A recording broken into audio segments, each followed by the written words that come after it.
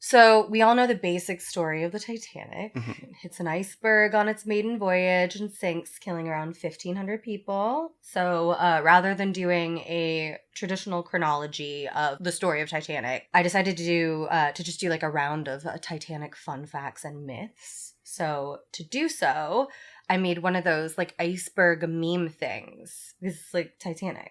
Get it? So at first, I thought the bad person in the episode was the iceberg when you were going to do this. And it's dead. Because global warming killed it. Thanks, climate change. And I guess Bush. Wait, did Bush kill the icebergs? No, climate change, global warming. Bush did cause it, just like 9/11. Himself. Anyway, welcome back to Respect the Dead, the podcast where we don't. Sweaty. It's no surprise that everybody celebrated your demise, and now worms are eating your eyes. So don't you worry your rotten head as you sleep in your sodden bed. It's time to respect the dead. It's time to respect the dead. It's time to respect the dead.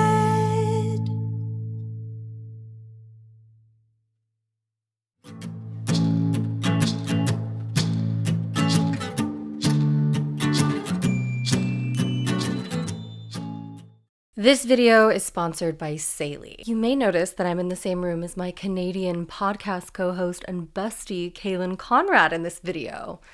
I mean, like, not right now, but like in the rest of the video. That's because I went to Canada in person. When I travel abroad, I use Saley, a new eSIM service app. Saley's eSIM application is simple to use and cheap. Simply download the application once, choose your country and data plan, and turn on the eSIM. Saley are offering my viewers 15% off their data plans by going to saley.com/hoots and entering code HOOTS at checkout. One entire month of service with Saley at the full price still costs less than a single day on my current phone services international plan. And if you have any issues with your plan, rest assured that our friends at Saley will give you a 100% refund on your purchase. Get your exclusive 15% discount on Saley data plans. Use code HOOTS at checkout. Download the Saley app or visit saley.com/hoots.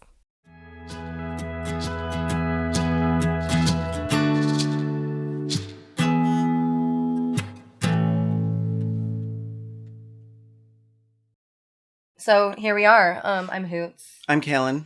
And this is my iceberg. And this is my doctorate. And this is our plaque. For our channel.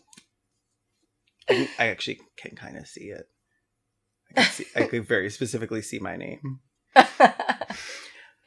Okay, so first level. This is like stuff that most people know about Titanic. So the stuff most people know is just the tip. Yeah, just the tip. All right, first one. Unsinkable. I am going to say, I feel like that was a misnomer. Yeah, okay, so this is like the... Okay, so for anyone who doesn't know what the Titanic is, it sank. It sank.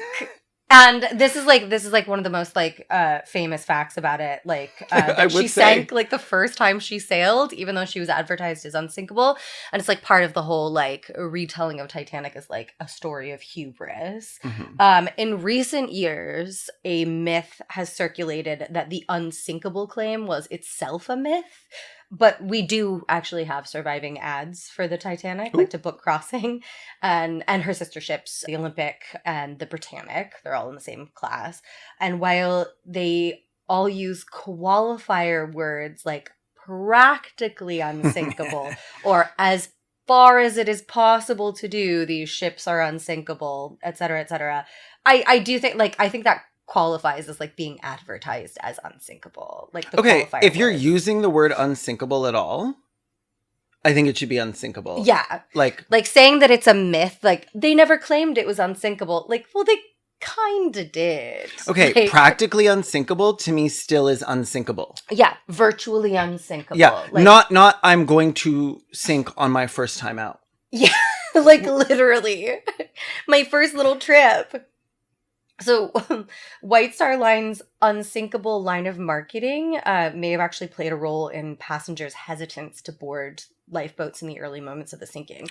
So, like, we just last night, to remind Kaylin of what Titanic is, we watched the movie because I felt like that was like the It was really scary. It's really good. And one of the first questions, like, they turned to me and they were like, were the lifeboats really not full?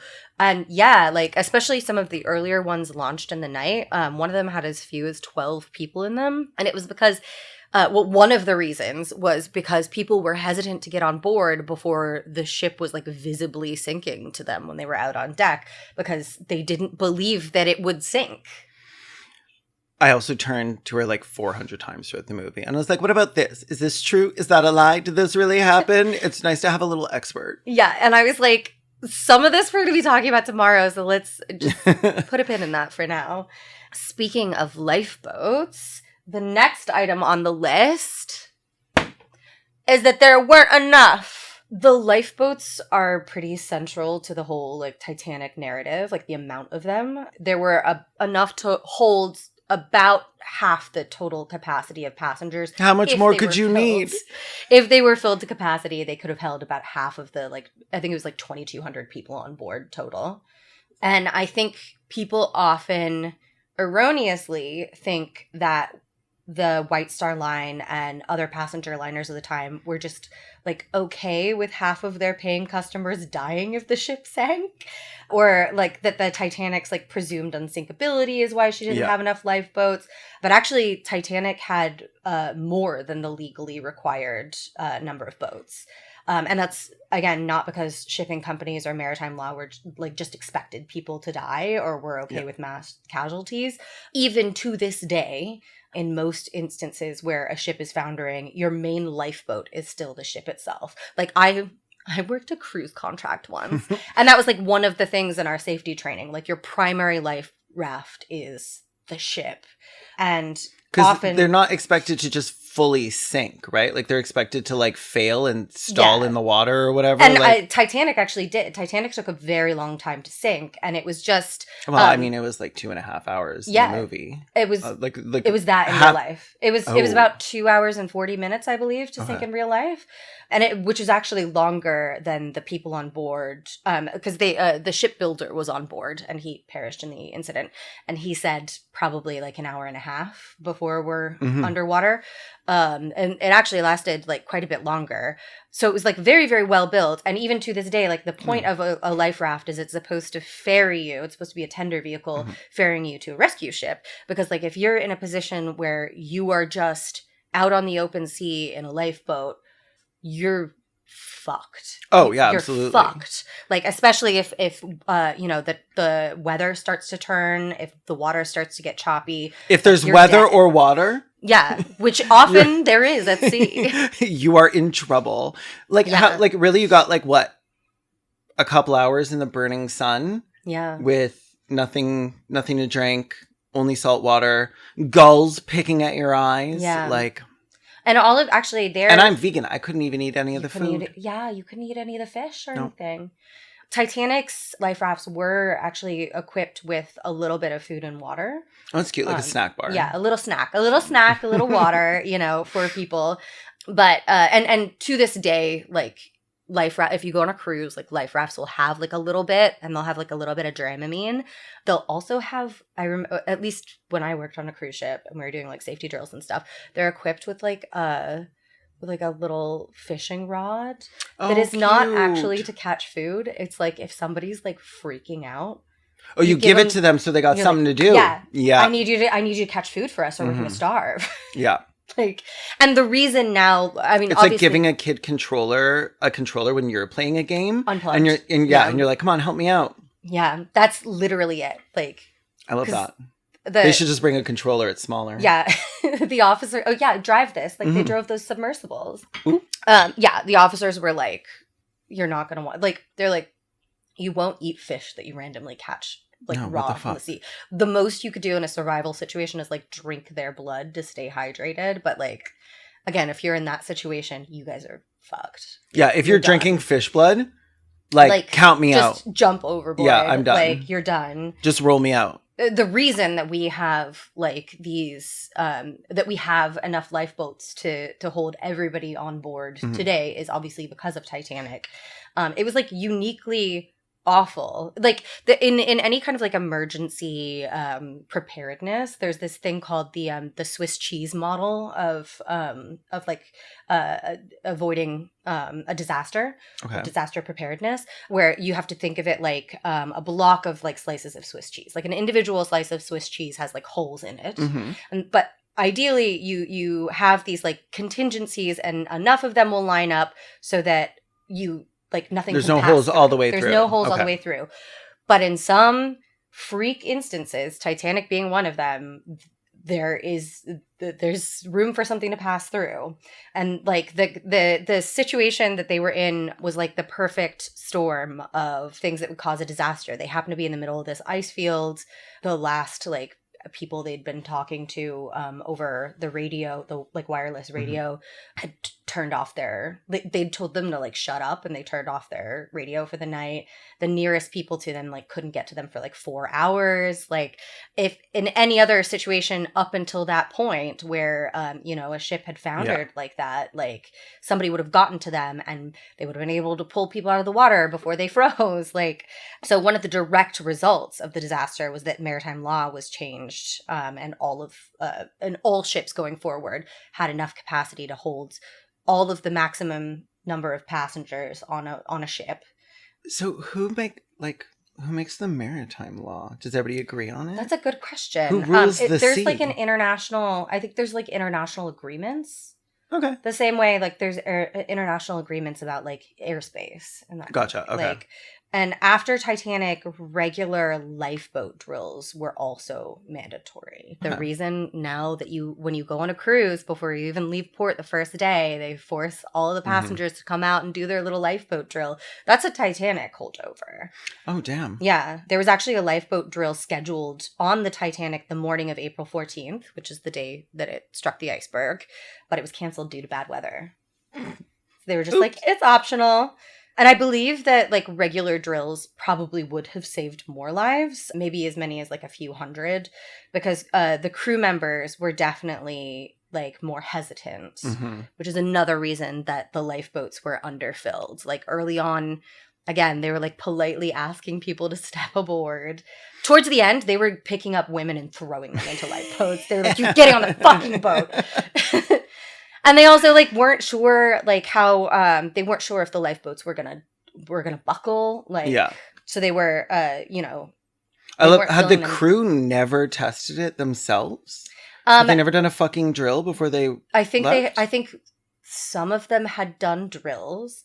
The lifeboats themselves were tested. They were tested to hold, I think, like 70 grown men. Yeah. So they would have held. Yeah. They were concerned about the davits, the things that hold them, like the little crane thing that has like that holds the lifeboat when they're like lowering it down. Yeah. They were concerned that the davits were going to break. But those were also tested with 70 men, presumably. Right? Okay. I assume that they just didn't have like 70 men walking around on a lifeboat sitting on the ground. Yeah. That would actually be very funny. They're like, yep, we all fit. Additionally, okay, so capacity in this instance, the capacity of each of the lifeboats was around 65 people, give or take. There were like collapsible lifeboats that could hold like 40 something. But capacity in this instance meant some of the passengers of the lifeboats who would be required to stand and risk like being thrown from the boat. Like you saw those boats. You saw those lifeboats in the movie. That's what they look like. So imagine like standing room only. Yeah. Like that was like I would have fallen out just sitting because I'm too tall. Yeah.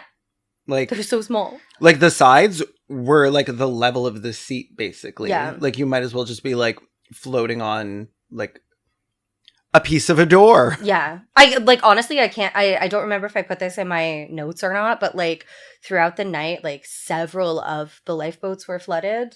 Most of them were flooded. So they were like sitting like knee deep in water the whole night.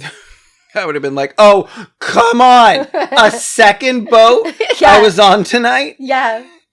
No, I would have been so mad. The tweets I would have twatted throughout all of that. I mean, this wouldn't have happened to me. I told Hoots yesterday I would have brought my own boat. So smart. I honestly don't know why nobody thought about that. I guess people were really stupid back then. Little inflatable because raft. people were smaller back then, so their brains were smaller as well. Oh, so true. Yeah. Mm-hmm. My boat also would have had a motor because I wouldn't want to like... Right. Row? My boat. Right, yeah. It's from the song. So you would have had like a motor attached to like an inflatable.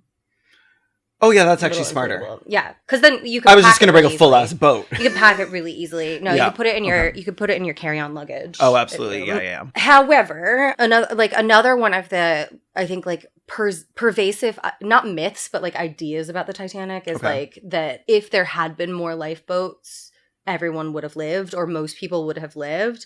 But they didn't even have time to get these bitches on the ones that they had. Exactly. And we watched that. We witnessed that while watching the movie. So as it was, like, crew members were still trying to cut boats free, like, as the Titanic was making her final plunge. Like, one of the rafts, like, literally just floated off the deck. Collapsible A was, like, sort of launched. That's the one that, like, sort of floated off the deck.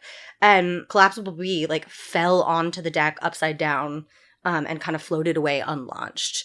There's just, like, if they had more lifeboats, the same amount of people would have died because they just did not have time to, like, even with the 2 hours that they had.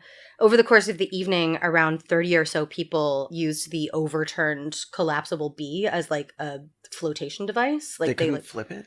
No, like, once they were out there, they couldn't flip it back over. Oh, and they were probably, like, so cold that it would be, like... And, like, working together, everybody screaming, it's pitch black. Yeah. Like, yeah. Okay, I mean, fair. once you're actually in the water, flipping, like, a boat, like... Oh, yeah, fair. Yeah. Even when you're in the pool, like, trying to flip, like, a big, like, floaty is sometimes hard. I know, but put little strings on the bottom so people can grab it and pull it. That would be smart. Again. That'd be smart. They should have... Yeah. Their tiny little brains. Those collapsibles, by the way, like, the collapsible part was, like... So there was, like, kind of a wooden bottom, but then there were, like, canvas sides. So you were supposed to, like, pull up the sides... And it was just canvas. Like, these were dinky little boats. No, that's... Dinky little tiny boats. I'm like, hey, could I get one of the first class boats, please? Please. Can I get business class? You are so Rose's mom. Okay, you know what? I do support her You're for like, telling her will daughter... the lifeboats be seated according to class? Well, they should have been. Which boat is for the podcasters? Do they have mustaches? Yeah, whichever boat has the most men with mustaches is the boat I will be going in. Oh my god, we would have loved 1912. But many mustaches. I don't think they had them for that. Yeah, we'll get to that. Sorry to point at your like. No spoiler. You grab yours and just like smack my like. Absolutely not. Over the course of the evening, like 30 or so people were using collapsible B as a flotation device. And they were actually like standing on top of it at one point and like working together, like ordering each other different ways. They were like, lean this way now lean this way. All night long. As a group, 27 of them survived until daylight and were picked up by a couple of the returning lifeboats. So you said survived until daylight? Yeah. And then I was like, and then they were unfortunately struck by lightning. Like, imagine surviving until day and then... A few more of them died after being picked up. Okay. I think there were like 4 who died after being picked up. Some of them these bitches lived. got like hypothermia and shit. Yeah. All of them had hypothermia. Some of them died of their hypothermia. One of the men who survived the night, balancing on overturned collapsible B, was Colonel Archibald Gracie, who would spend the next several months hurriedly writing a detailed account of his experience before dying in December of that same year due to complications from diabetes, exasperated by hypothermia and the numerous injuries he'd sustained that night. A lot of the, like, people who survived died quite young because like survival, like the death toll that we have that night isn't completely accurate. There are people who still ended up succumbing to their injuries, months and years later, or some of their, emotional injuries. Yeah. And also just, you don't really know how long somebody could have lived if they didn't have like all of this stress, like stress and trauma on your body alone. Yeah, so this was a man who had diabetes, so which is not an easy illness on the body, especially not back then. Yeah, I was about to say. Having to also deal with a lot of trauma and severe hypothermia. Yeah. And I think that's why he spent all of his last remaining months just putting together his account of what happened, and also talking to other survivors and getting their accounts, because I think he knew he didn't have time left, and he was like, I want to make a good record of this, so that at least it's there, It's like how when I know that I'm gonna die, I'm gonna make one sick-ass final YouTube video. Oh my God, it's gonna be so good. It's gonna be so dramatic. Next up, Captain Smith's last rodeo. So a very, very common detail in retellings of the story of the disaster is that Captain Edward Smith was planning on retiring after completing Titanic's maiden voyage. So it was kind of his fault. Yeah, he was like, I'm taking you all down with me. No, just when somebody, in a movie, they're about to retire. At least they're gonna die. Yeah. Yeah. But if it's the captain and the captain goes down with the ship, then a lot of people gotta go down the only with him. way that he could have died is if the ship went down. And a lot of other people die too. Yeah. This does seem to be a myth, though. Oh. There's no primary source anywhere stating that he planned to retire, and his contract with White Star seemed to indicate that he'd captain Titanic on her return journey, which was planned for April 20th. Okay. And likely for the rest of 1912. Captain Smith seemed to like inaugurating all of their new ships and he did have a long career, so it's not unusual to think that he might retire sometime soon. He was in his 60s, but in this kind of latter portion of his career, he liked to be the guy who would break in the new ship. Okay. He was given command of all the White Star Line's newest ships on their maiden voyages. So it seems likely that any plans, if he had any plans to retire, it probably would not have been until after Titanic's younger sister, Britannic's maiden voyage. Because they always planned to have Olympic Titanic and Britannic as a series, basically. They're called the Olympic class. Britannic was not built yet. Titanic was the middle child, and Olympic was the older one. And he sailed on Olympic. There's actually video footage of him on the decks of Olympic that is frequently miscategorized as him on the Titanic. Right. There's not footage of him on the Titanic. But they're twins, right? They're twins. Okay. They look exactly the same. That happened to my friend Mary-Kate and Ashley. So true. And just like Mary-Kate and Ashley, I think Titanic is an inch longer, an inch taller. Yeah. So she's Ashley. Yeah. Yeah. And I think that was they extended one tiny little bit so they could be it's the biggest ship ever made. Okay, that's funny. I would do the same thing.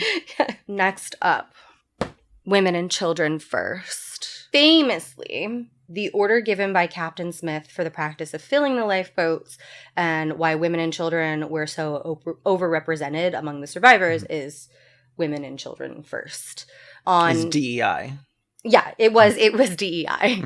The lifeboats were filled according to DEI. Okay. On April 19th, 1912, the Chicago Daily News reported that at a memorial service held aboard the Carpathia, which was the rescue ship, the day after the sinking, quote, there were 30 widows, 20 of whom were under 23 years of age, and most of them brides of a few weeks or months. These were women coming back from their honeymoon trips to Europe. I hope some of their husbands sucked. I know. And they got a lot of money. I think a lot of them were too young and too recently married to even know if he sucked yet. That's fair. It was very, very sad. 23-year-old widow is a fucked up sentence. 23-year-old widow of a few weeks. Mm-mm. A new bride. Yeah. Literally many of them coming back from their honeymoons. J.J. Abrams. J.J. Astor. John Jacob Astor, who... Amazing name. Yeah. John Jacob Astor the fourth, I believe. Okay, well, now that I know it's not that unique. His wife was 3 months pregnant or something. So his son was born after he passed. It's very, very sad. And I think they were newly married. I think maybe they were a little pregnant before they got married, which is cute. Ooh. I love a shotgun wedding. I could be. And unfortunately, he went to hell for that. So sad. Women and Children First was a chivalric code that developed at sea throughout the 19th century and ended up being adopted in part because of the many, many maritime disasters of the past where women and children very much did not survive, like at all. Then they were like, oh my God, so it's going to be really hard to make more people now. Yeah. We are running out of workers. It's actually like a really bad look when like your ship sinks and the only people who survive are like strong men in their 20s. I'm like, listen, it's not what you think. It was a gay cruise. Yeah. I personally didn't push aside any children because I wouldn't touch them with my hands. A study of shipwreck survival statistics in the Journal of Proceedings of the National Academy of Sciences, looking at maritime disasters from the 1850s to 2011, found that women's survival rate is roughly half that of men's, and children fared even worse. So Titanic was very much the exception and not the rule, and that's part of what makes this detail so memorable. There's like all these chivalric stories of incredible sacrifice, and that is like not a normal thing. Normally it is like men like picking up kids and throwing them out of the way to get into a fucking lifeboat. And listen, sometimes you have to do that. When Captain Smith ordered his officers to load the boats, and they do show this in Titanic, he said, put the women and children in and lower away, which was interpreted by Officer Murdoch as women and children first, and Officer Lightoller interpreted it as women and children only. So that's why one side of the ship, he was loading women and children first and then letting men in. And the other side, he was like telling them to go away. They talk about this a little in the movie. And that's why... It's an Easter egg. Yeah, it's an Easter egg. Kaylin's taken to calling everything in movies Easter eggs. Basically, anytime there's any sort of continuity, where I'm like, oh, at the beginning, they're talking about how the ship was destroyed. Yeah. And then it happens later as like a little Easter egg for us. Oh, just like that Easter egg from the beginning. But the ship sinks. This is very sad. A third-class passenger named Alfred Rush celebrated his 17th birthday just that morning and was offered a seat on a boat, but he refused it to stay with the men because he was like, I'm a man now. The seat he'd been offered remained empty, and Alfred Rush died. Toxic masculinity kills. It does. Like, it's not like, oh, he gave up his spot for a woman, or he gave up his spot for a younger child. He gave up his spot and it just went out empty. Like, he just died for no reason. Just so you know, I would not give up my spot for a woman or a man. Yeah. I would not give up my spot. Well, you're non-binary. Who's going to run my YouTube channel? You're I'm not allowed on any boats. No, I was going to say, because you're like a secret third thing, you can get on the boat, but you have to dangle your legs over the side. I'm so sorry, you're allowed on, but you're a bench now. Just fold me up and put me under the seat. It's going to be fine. Which brings me to... No. Men disguised as women. Speaking of Galen Conrad. Speaking of all the men that will never be a woman. Okay, so much of this could be a J.K. Rowling tweet. First use of slurs. Men disguised as women. Women. Bodies. This is like a persistent myth that in order to get around the women and children first or women and children only mandate, men disguised themselves as women and boarded life rafts. And it was like an accusation that was leveled at several of the men who survived the sinking. There is no evidence that this ever happened. It seems to have originally been an invention of yellow journalism, our favorite kind of journalism. I did suggest that people should do this when we were watching it. Right. But mostly because Jack and Rose in the movie, they do look like a lesbian couple. Yeah, they're beautiful. Like, Jack looks like a beautiful butch woman. And her little femme girlfriend. Yeah. Like, they easily could have gone on together, but they probably would have been thrown off for being lesbians. Yeah. I don't think they would have let lesbians on the boat. Women and children first. Yeah. We didn't say anything about queers. It seems to, I think it was, what's that really famous? Randolph Hearst. Right. Hearst Publications. I think they were the ones who came up with it. I could be wrong, but it basically like ruined some of the male survivors' lives. Loved lying. Yeah, he loved lying. He loved it so much. He built a castle off of lying. I know. I've been to it. Yeah, it ruined several of their lives. Like, basically the only... Oh, of course. The only male survivors who were treated with any grace were, like, literally the people who were, like, on the lifeboats, like, rowing them. Like, the officers, those people. Those kinds of people. Mm-hmm. Anybody who was a passenger who survived, who wasn't a child, got absolutely dragged through the mud. By not just the papers, but, like, the people they know. It was horrible. Next up! The band played on. They did. I saw it. You loved the band. I actually thought that they were really cute. Like, the actors especially. They were really cute. Yeah. I love a little old man. And I love what's going to be better than one little old man? 4 little old men. They were 4 little old 20-something men. Oh, were they not old? Because in the movie they were old. They were not old. Yeah. Okay, well, now I'm upset because we could have had, like, One Direction or something playing them. Twinks. I think they were in their 20s and 30s for the most part. Okay, there might have been a couple in their 40s, but like a couple of them were very well, in the movie young. they look like they were like 70, but back then 40-year-olds look 70. Yeah, it's so true. The heroism of Titanic's band is also one of the most famous details of the disaster. The entire band died in the sinking, and survivors recalled that until the last boats were launched, they remained on deck playing cheery music in order to keep the crowd calm and lift their spirits. I think I would have been upset at them, I will say. Because they'll be like somebody like is like, oh, there's a boat, rah, rah, rah, rah. But instead all I can hear is the fucking music playing. Okay, you know when you're like at a club and you're with friends and you're trying to talk? Yeah. It's like they didn't have amplification. Like, they didn't have amps. So it would have been relatively quiet. You know, it would have been contained. Okay, that's so we would have fair. been like, we're going to walk over to the band and listen to them for a little bit. And then we're going to go over here and listen to what's going on and then the we're going to die. Yeah, and then we're going to get told to turn away because we're filthy degenerates. Yeah. Okay. Some survivors reported the last song in the band being more somber in tone.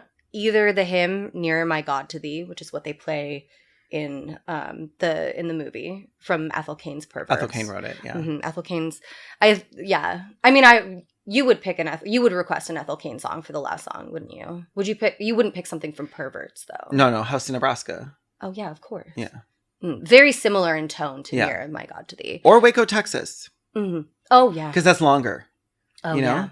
Yeah. Nice Depends on how much time they have before it starts to Yeah, I'm like, how long do you think we have left? Because most Ethel Cain songs are at least 15 minutes. Yeah. Or, if not that, Archibald Joyce's Autumn, but others, including Colonel Gracie, the one who died of diabetes, only recalled upbeat songs until the end. Honestly, again, they didn't have amplification, so it's generally accepted that it's either Near My God to Thee or Autumn. Okay. The violin that Wallace Hartley, the violinist and band leader, used aboard Titanic had been an engagement gift from his fiancée, Maria Robinson. And after the sinking, his body was found with his violin case strapped to him, and the violin was returned to Maria. In 2013, the violin was found and positively identified, in part based on a metal engraving on it that read, "For Wallace on the occasion of our engagement, from Maria." And it is now on display at the Titanic Museum in Belfast. I think he was like 29 or something, or like very early 30s. He was super young. I have to go to this fucking museum. I know. Let's go to Ireland. You have to go to the museam. Yeah. And then come right back. And not to see anybody else. No, why would I do that? Why would I want to go to Ireland? I have enough ire at home. I have enough ire inside me. What are we doing? What is this podcast? This is so fucking stupid. The next one is one of my personal little fucking bugaboos. Jack couldn't fit on the door. Jack could have fit on the door. Fucking shut up. Jack could have fit in her pocket. Yeah. That butch was like this slip big. Of a man. He was a little slip of a beautiful butch woman.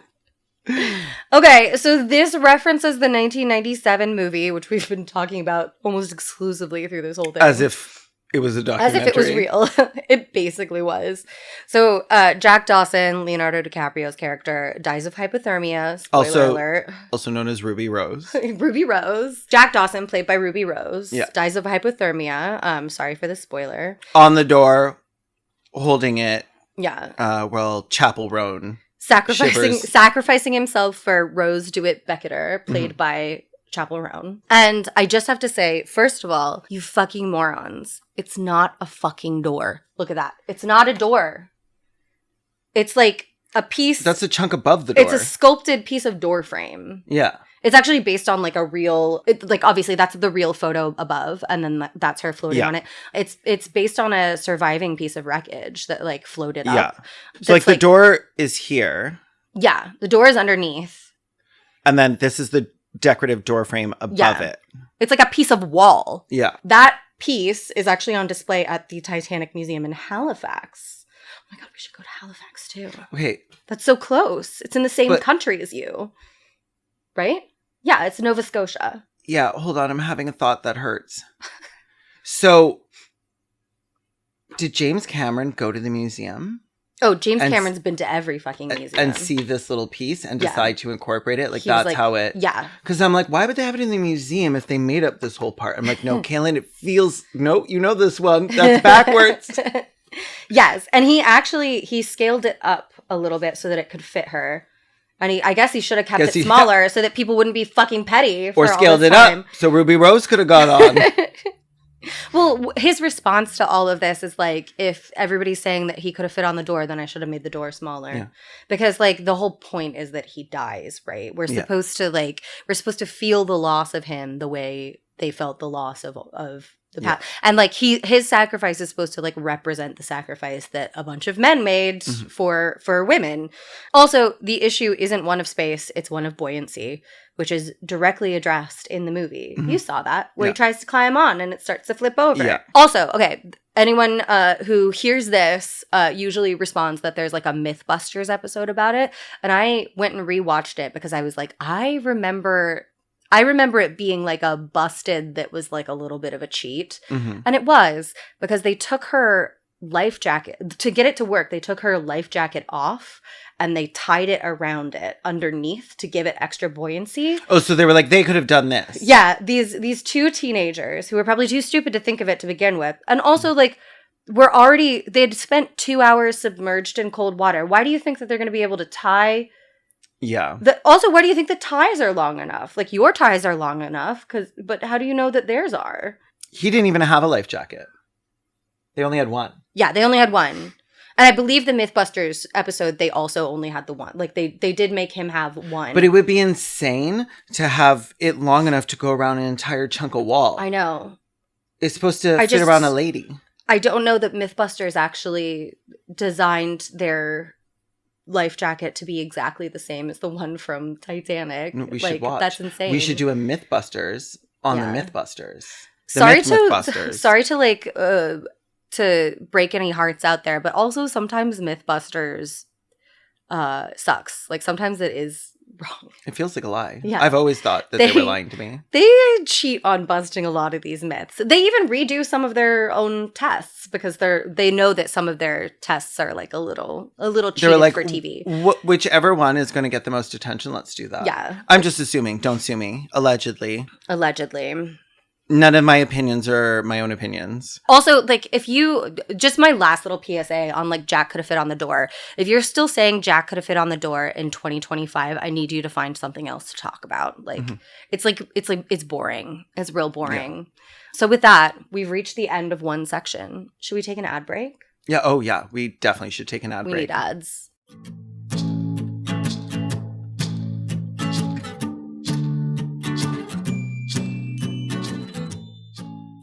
How do you do, fellow bad people? If you're enjoying the banter between me and my bestie, Kaylin Conrad, and haven't subscribed to our podcast, you should do that.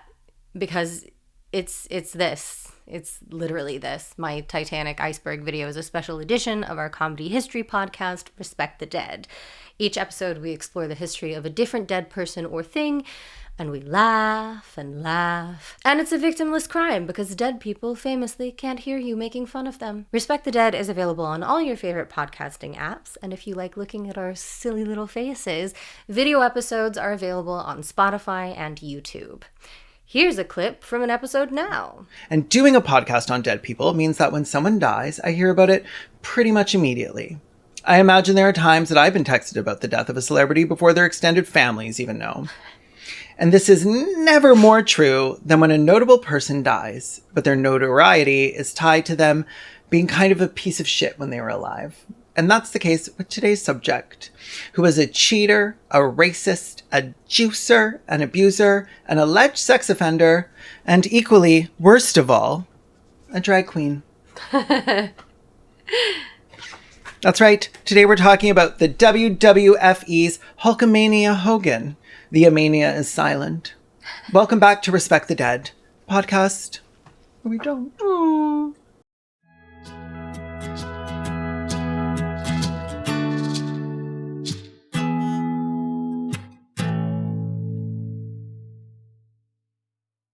And we're back. We're at the second level of our Titanic iceberg. So the first one is mystery ship.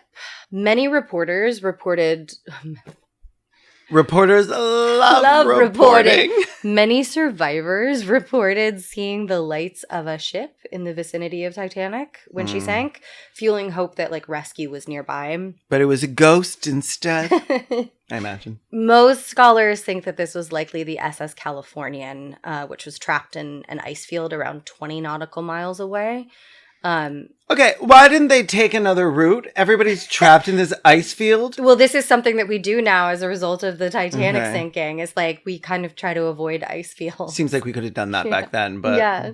Well, before they were like, well, if we go over the top of the Earth, it's smaller and it's faster and I don't want to take another day. Okay, listen. I hate effort as much as the next person, but you're not even doing anything. You're just like... sitting on a boat, yeah. Not even having to do this. Just like this.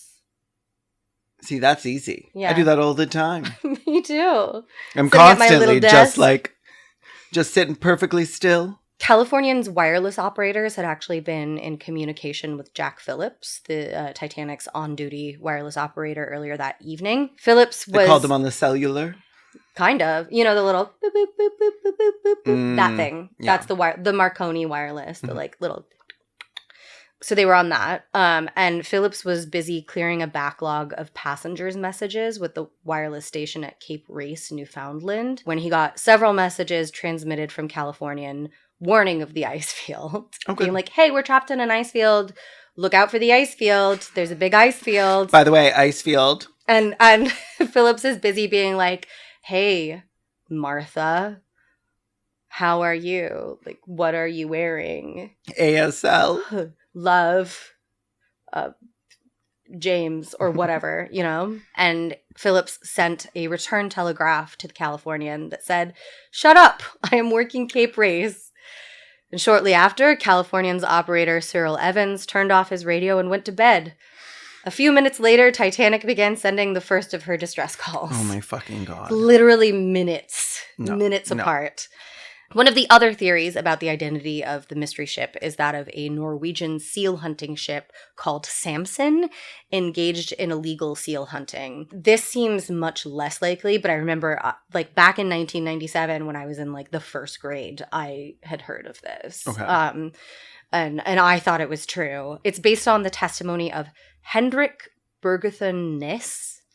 Don't know if I'm saying that name right, it's Norwegian, who claimed many months after the tragedy to be a mate aboard Samson in April of 1912. According to Ness, I was on duty that evening, but I sat with the captain and drank a rum toddy and smoked an evening pipe. Just before midnight, I went on deck waiting to be relieved. While I was walking there, I noticed two big stars in the sky far away to the south. These stars were very low. I told the watch on bridge, go up to the mast and see what it could be. I thought it might have been American seal hunters. The watchman on the bridge shouted that it was not stars, but lanterns. And he told us he saw a lot of lights. Then suddenly some rockets appeared. Then suddenly all lights went out and it became dark. And basically he told a bunch of newspapers that they were like afraid of coming to the rescue of any ship in distress because they were up to illegal activities. But it seems like he didn't say anything about this until like months after the tragedy. Sounds like he loves attention. He seems which like I a support clout him chaser. for that. Yeah, but he's chasing clout. Yeah. Like, all the thousands of people that said they bought tickets on Titanic but didn't go, or all the, like, I'm thousands of people. that, actually. Yeah, all the thousands of people who were like, I was supposed to be on one of the American Airlines flights, but I decided not to go. Is that from like, the 9/11s? Yeah. Mm-hmm. Oh, yeah. I just, like, imagine saying 9/11. Mm-hmm. Yeah. And it's like, if this many people bought tickets that they didn't use, then Titanic sold, like, 10,000 tickets for its maiden crossing. I am going to start saying that personally, though. I bought tickets aboard the Titanic. Yeah, I was actually supposed to be on the Titanic. But I was hungover, so I didn't go. Mm-hmm. Also, the seal thing is fake because I don't, like, there are no seals. We can see right through here. No seals. Yeah, I don't see a seal. Where's the other boat? Nowhere. I think we solved it. Head-on collision theory. This refers to a theory that if Titanic stayed on a path directly for the iceberg and hit it head-on, there would have been great loss of life, but she probably would have stayed afloat and many more lives would have been saved. So by glancing the iceberg, and we kind of talked about this last night while we were watching the movie, but you guys weren't there, so I'll recap. By glancing the iceberg, holes were punched along her entire hull, causing all of her watertight bulkheads to flood. And the most research... So stupid. I'm sorry, it's just like...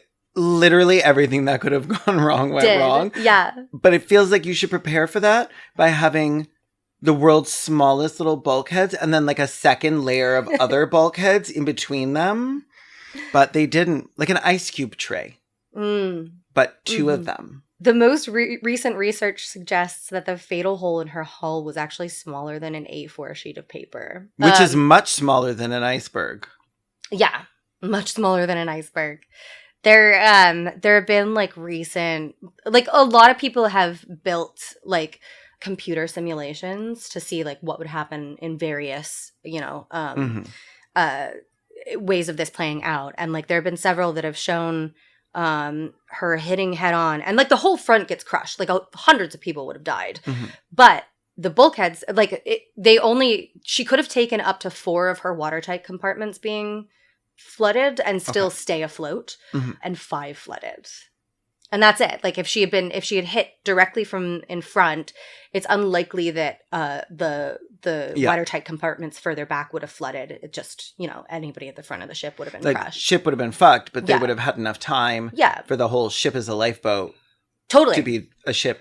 Carpathia would have gotten to them in 4 hours, and then pairs of shoes. So when Robert Ballard discovered the wreck in the 80s and first began surveying it, he and his team discovered... Were they looking for it? Yes. Okay. Yeah. That's like a whole thing. Because it wasn't discovered until 1986. It was just like be very funny if you discovered it by accident. No. He was very much looking for it. Like I was just going for a little swim at the bottom of the ocean. He was given the technology... I haven't researched this fully yet. I plan on, like, this is going to be like a point of focus for me, but just going forward in my life. I haven't actually announced anything yet, so maybe cut that out. But he discovered the wreck in 1986, and he I believe the technology that he used was used on behalf, like, was owned by the United States government, and he was basically granted the ability to use this technology to search for the Titanic as like a side project while he searched for a couple of lost U.S. military subs. Which they wanted so that Russia couldn't get them. Yeah, basically, 80s. So they were like, you can use it for your weird little treasure hunting trip if you... For whatever weird little gay stuff you want to go do. Yeah, for whatever weird little gay stuff you want to do. And he found it. Which is amazing. And he and his team, when they first started surveying it, they noticed that lots of times there were pairs of shoes laying together. And they determined that... Shoes usually do come in pairs. When there's a shipwreck, though, they get scattered. So they determined that that's fair. Anywhere there's a pair of shoes, that most likely marks the final resting place of a person. And they got eaten by crabs and stuff. They got eaten by crabs, over the course of years. Listen... We all, at the end of the day, all of us get eaten by crabs. This is one of the pairs of boots. And it's laying, they are laying the way a person's feet would be laying if they rested at the bottom. Very often there's also pictures of like a pair of boots and a coat nearby where it's like very clearly a final resting place of someone. Whereas if it's in somebody's luggage, unless they're actually tied together, there's no fucking way you would ever find them near each other. Like, they would float away. The Titanic debris field is, like, miles across. Oh, damn. Was it? Like, I know things scattered, but while it was breaking, was it still? Oh, like, was it still what? I mean, it was still stopped. Moving? It was okay, stopped. It was stopped. Okay. But it doesn't really matter. Like, when something... No, I was just now I'm curious. I'm yeah. like, was she still, like, moving a bit? Or, I like, were believe people it scattering? Down, too. Oh, okay. Yeah. I think the front maybe went straight down. But, like, this is what happens when things fall in the water. The debris field is, like, miles across.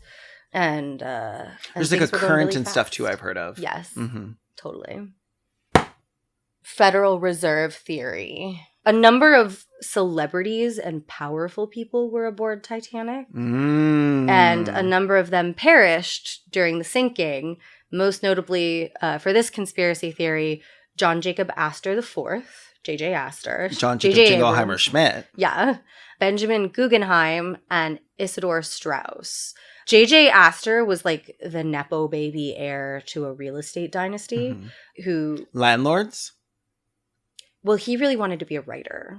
So he was, like, the Paris Hilton of his day. Okay. Yeah. He was, like, supposed to carry on the family name and keep doing that. But he was like, I'm sensitive. I'm really more of an artist. And he also had the pregnant wife who was, like, a lot younger than him. I think she was, like, 20. And he was, like... Okay. 40-something. Like, he could have been her dad. Yeah. But he was hot. He was hot. Most dads are. Yeah. Benjamin Guggenheim was a member of the Guggenheim family, which were basically American royalty. They started as, like, mining magnates. Isn't there a thing called the Guggenheim? Yeah. The it's museum? a museum. Yeah, that's from them. Those. Yeah, okay. They made that. They donated that. They donated that museum to America. It's like a cute little thing that rich people do when they're worried that people are going to get mad at them. Yeah. Isidore Straus co-owned Macy's department stores. And he and his wife, Ida, were the two old people who died together in the movie. Do you remember, like, they're holding each other on the bed?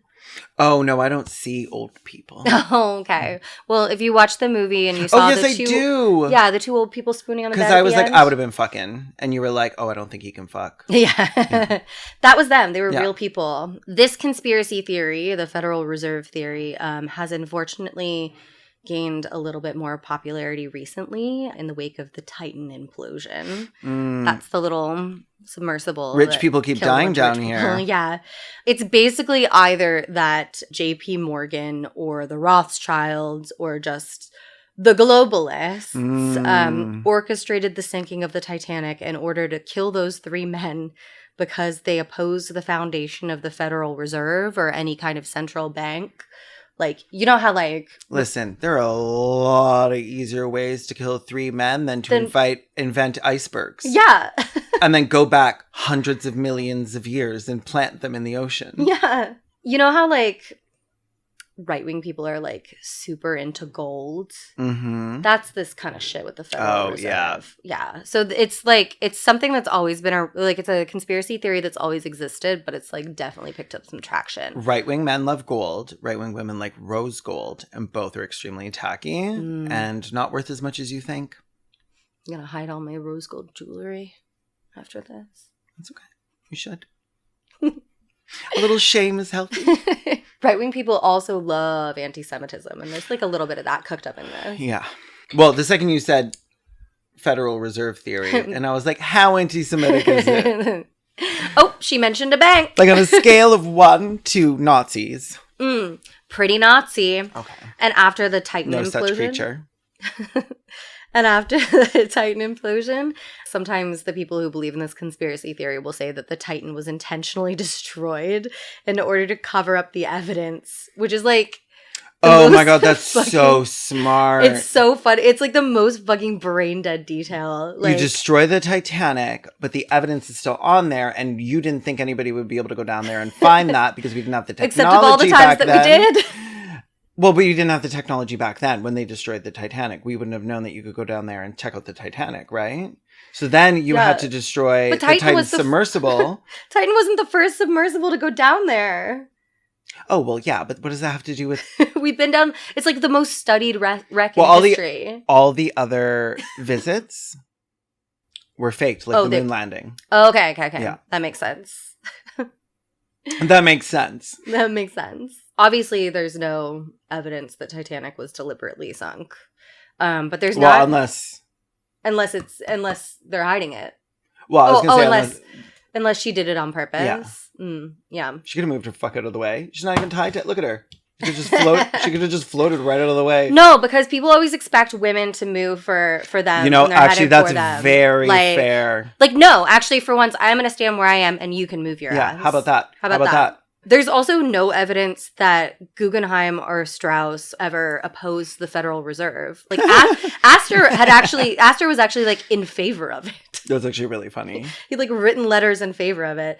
JP Morgan had originally booked passage on the maiden voyage of Titanic, but changed his plans to remain in France a little longer. And like, he actually did. He wasn't just claiming it for clout like those other people. Like me. He had a ticket.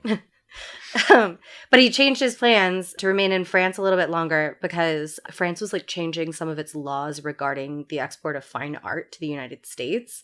So he had to make like additional arrangements for his little paintings to be sent. Okay, because they were like, do not give these to the United States. Yeah. They are classless, disgusting people. That's exactly what they said. Keep it in France. Because, where it belongs. Yeah, because they'll be wiping their little ketchup fingers all over it or whatever. Also, like, I don't know if this needs to be said, but like a sinking ship is a really inefficient means of murder because there's like no guarantee, unless you like physically chain them to the boat, there's no guarantee they wouldn't have survived. Yeah. Like, I did think you were going to say, I don't know if this needs to be said, but a sinking ship is not a great place for fine art. And I'm like, I don't think it did. So true. I do not think it did. The Olympic switch theory. I'm excited for this one because this is the only one that I've heard. Okay. Out of all of the conspiracy theories, this is the only one I heard. And I heard it while working on my paranormal PhD video. Amazing. In the conspiracy sub. Oh, yeah. It's gaining a lot of popularity. Yeah. I think Titanic is in the zeitgeist again in some ways. So it's like gaining a lot of popularity. I think Titan definitely brought it back. Definitely. Yeah. So it's another conspiracy theory that involves JP Morgan. Mm-hmm. The lawyer. No, he was like a financier. Oh. You're thinking of Morgan & Morgan. You're thinking of John Morgan. JP Morgan, like... who has emailed me to ask if they could be a sponsor of one of my videos. Me too. And I thought it was very funny and a prank, but apparently it was real. No, I'm from Florida, so I recognize the name. And I responded to that email. And then their offer... Was bad. So I said no. That doesn't mean you can't ever offer me another one again. Just come back with a better offer. Yeah. Switching tickets probably saved JP Morgan's life, but it like led to apparently a lot of conspiracies about the guy. Like people were like, seems really suspicious that he didn't go on the Titanic at the last minute. And it's like, no, rich people change their plans all the time. They'd afford to. It's not like they have to be back for a job. Poor people change their plans all the time. Like, what if you have a sick child or Yeah. Air Canada goes on strike? Yeah. I just had to change my plans this week. Basically, the Olympic switch theory is that Titanic's sister ship, the Olympic, was secretly damaged. So they switched the ships and deliberately sunk Olympic disguised as Titanic so that they could collect the insurance money on the newer vessel. There's like too many reasons to list why this would not only be unfeasible, but it also like doesn't make a lot of financial sense. Stupid and pointless. Yeah.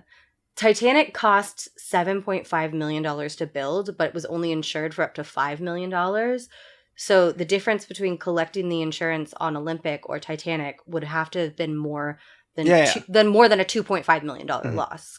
In addition to like whatever it would cost to like disguise Olympic as Titanic, because they were twins, but they were not identical. Yeah, much like which was the and Ashley. What was the prettiest twin? Titanic, obviously. Okay, yeah, obviously, the younger one. Yeah, whichever one was born like a minute later. Yeah. What did you learn? Like, what were people saying about this in your conspiracy Reddit? Oh, they were just like, I can't believe that people still believe that the ships weren't switched, given all of the overwhelming evidence. There's no evidence. Well, so the thing about evidence and overwhelming when it comes to a conspiracy sub, it's, has anyone ever said that this happened? If so, how could so many people be wrong? Like, we have I guess there's nothing I could say to No, you can't logic your way out of it. You can't convince people with logic out of a position they didn't logic themselves into. All right, well, moving on. Futility, the wreck of the Titan. Not the Titan, but a different Titan. Okay. So Futility was a novel written by Morgan Robertson. There's a lot of Morgans in this episode. I love it. Morgan's a great name. It is. For a boy or a girl or a secret third thing. Lawyers, the third gender. Futility was a novel written by Morgan Robertson in 1898 that featured a ship, the largest and fastest of its kind that was considered unsinkable, named Titan, that struck an iceberg and sank in the North Atlantic in April. And the majority of the passengers aboard die because there aren't enough lifeboats. So. And this was written before that? Yeah, this was written in 1898. Okay, so he was a prophet. Yeah, basically that's like how the story, like how this myth is like built into Titanic. Like after the Titanic disaster, it was just called Futility. And after the Titanic disaster, it has a reprint under the title Wreck of the Titan to kind of highlight that. But was it called The Titan? Yeah, it was called The Titan. But they were like, this is spooky. Let's reprint this. And people were like, oh, it's creepy. He predicted the future. And like... Okay, out of all the books that were written, some of them are going to have to come close to something that happens in real life. Like, I'm so sorry, but like when you look at something like so zoomed in, you can be like, wow, that like the coincidences. But if you look at all the other books he wrote, they're probably about like nothing. The coincidences were things that were coincidences because he like paid attention to maritime and shipping trends. He's like, oh, so like... This was not like both ships sank. Coincidence? Yeah, I not think he was paying attention to like because like this was a huge industry and a developed like this was like the like tech of their day. Like shipbuilding. Shipbuilding was like it throughout the late 19th century and early 20th century. Shipbuilding technology was like progressing at like an incredible rate. So he was like looking at maritime trends and he was like, well, clearly we're working towards building an unsinkable ship. And obviously the first thing you think when you think an unsinkable ship is like, I bet I could sink it. Yeah. So like he wrote about it hitting an iceberg because actually that's like a pretty common concern with sailing in the North Atlantic is icebergs. So it is kind of like, ooh, that's so interesting for like a hot second. But people talk about it like he's Nostradamus, who was also a liar. Yeah. All prophets are. Yeah. It's exactly like, you know how like when people make a little joke on Twitter and then it comes true. Yeah. And then somebody posts that little meme of like the girls playing dodgeball. Mm-hmm. And it's like a bunch of people making silly jokes on Twitter. The god Apollo or whoever the fuck giving you the gift of prophecy. Yeah. Like... People do this all the time. Again, how many tweets are there? Yeah. Some of them are going to align with things that really, especially when it's like somebody dies. It's like, well, that's clearly gonna happen. At some point, that tweet is going to come true, no matter whose name is there, unless they're already dead. And again, these tweets are right at, like there are tweets that are, you see these tweets like coming true so often because these people are usually making jokes based on current events. And like predicting things based like what would be the funniest outcome here. And sometimes the funniest outcome is the one we get. Yeah. Like when a ship hits an iceberg and sinks, killing 1,500 people. Hilarious. Ooh, my little tummy. Shut up. Shut up. You're not on this podcast. Also, there were lots of like, so those are the details that people bring up. They're like, he predicted Titanic. But there's like a lot of other details that don't line up with Titanic at all. Like, all that shit happens, like, right at the beginning. Like, before Titan hits the iceberg, it hits another ship. And the captain tries to bribe the protagonist into not telling anyone. And then drugs him. And then the protagonist has to fight a polar bear. Oh, this sounds better. Yeah. I actually really want to read it. I was about to say, like, I need this. Let's read this together. Okay, actually, Let's start a little book club. Drunk Baker. He sounds hot. Do you remember... when we were watching the movie last night and I was like, see the guy in the white that's on the back of the ship with them? Pay attention to him. Remember him. I did not. I actually don't remember you saying that at all. Were you sure it was to me? Yeah. Okay. I was like, the guy who's all in white, remember him? Nope. So there was like another guy clinging to the back of the ship with them right at the end when it was like going down and they were on the outside. There was another guy on the outside. That was the ship's chief baker, Charles Joffin, I believe is his name. He's largely credited as being one of the last, if not the last survivor off the ship the night it sank. Joffin was actually assigned to captain Lifeboat 10, but he refused his seat and continued helping other people into the boats and let one of the other officers go on and captain it. After Lifeboat 10 launched, he returned to his little room and he had some schnapps. When he came back up, all the lifeboats were gone. He's like, okay. I'll be right back. I'm just going to have a little drink. He may or may not have kept drinking at this point. I think it's important to take his testimony with a grain of salt because it does change sometimes. Okay. So he may or may not have continued drinking. Drunks love lying. And so do bakers. Yeah. And he was both. They were like, it's a dozen. But I gave you a little something extra. After all the boats had launched, he started like grabbing deck chairs and like chucking them overboard for people to use as flotation devices. Like, okay, this is very funny because he must have hit at least one person. Oh, he was for sure like whipping them at people. Here you go. Women in chairs first. And at some point he described hearing the ship buckling, which must have been the breakup. He describes it as a buckling, because that's terrifying. I don't know if I mentioned this anywhere, that the ship split in half was like debated about until the wreck was found in 1986. How is that a debate? Because it was pitch black and some survivors were close enough that they could hear it or see it, and some survivors were not. So some said no, it went down in one piece. Okay. And others believed that it broke up. I keep forgetting that it was pitch black. Yeah. I need to remember way that. Like, darker the than reason in the movie was bright is because you actually can't. Yeah. Because it would be really annoying if it was like... Yeah. I mean, if it was made today, like it the would final probably be episode that of dark. Game of Thrones or whatever, or like the one where the big battle happened and I was watching on TV and I was like, yeah, is something wrong with my TV? Or is this like literally that's just like a pitch whole black? trend in filmmaking right now. It's like, let's do realistic lighting. It's like, well, everything looks like shit. No, thank you. Like, you know what looks like shit? Real life. Yeah. Titanic holds up because it looks good. Yeah. Like, so yeah, it was like pitch black. And it's also believed now, like, how it broke up is a continued, like, subject of study because it's not 100% certain. Now, I think they think it's, like, it almost kind of crumbled in the middle like cookies. But it also, nowadays, they also think that it broke up at or below, just below the waterline. So, like, some people kind of would have seen it, but then if you were on one of the lifeboats further away, you wouldn't have. And I think for the longest time, it was, like, most experts suggested that it didn't because the White Star Line wanted to believe that it all went down in one piece and not that their ship, like, broke in half. Yeah.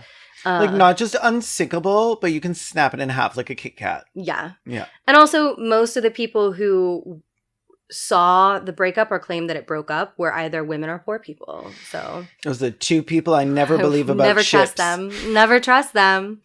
Anyway, that's the little breaking, ship breaking tangent. According to Joffin, the baker, as the stern lifted higher into the air, he got on the outside of the railings, just as depicted in the 1997 film, and he rode Titanic down like an elevator, not even getting his head underwater. He just, like, sat on the outside and then doggy paddled. Iconic. This is possibly true. People the night of the disaster were afraid of the suction of the ship pulling them and the lifeboats down.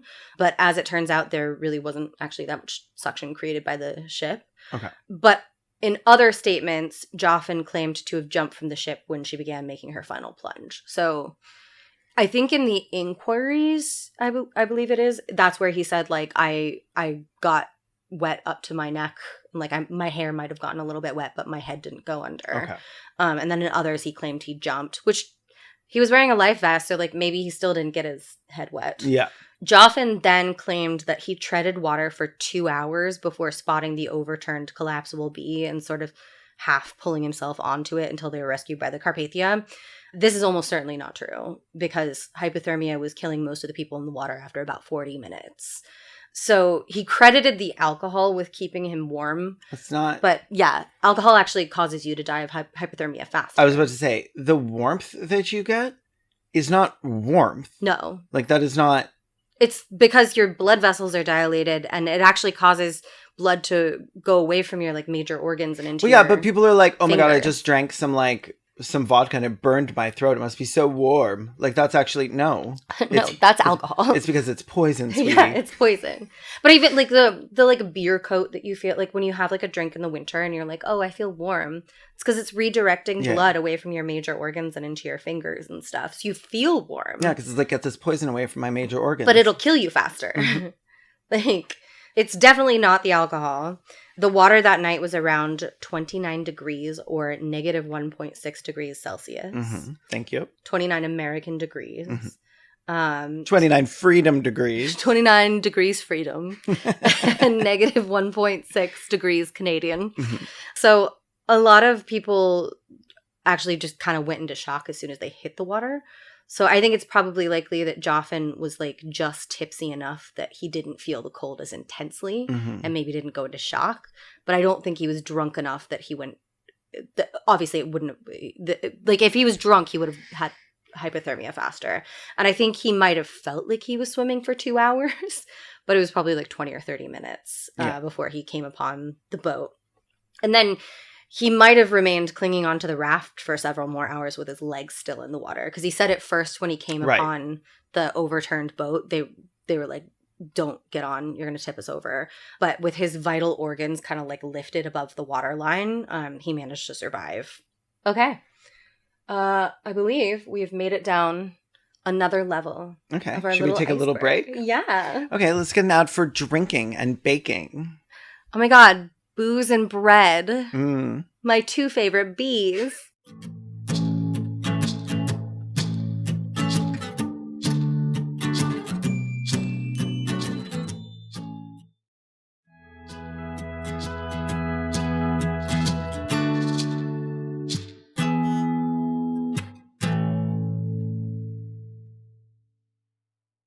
We're back.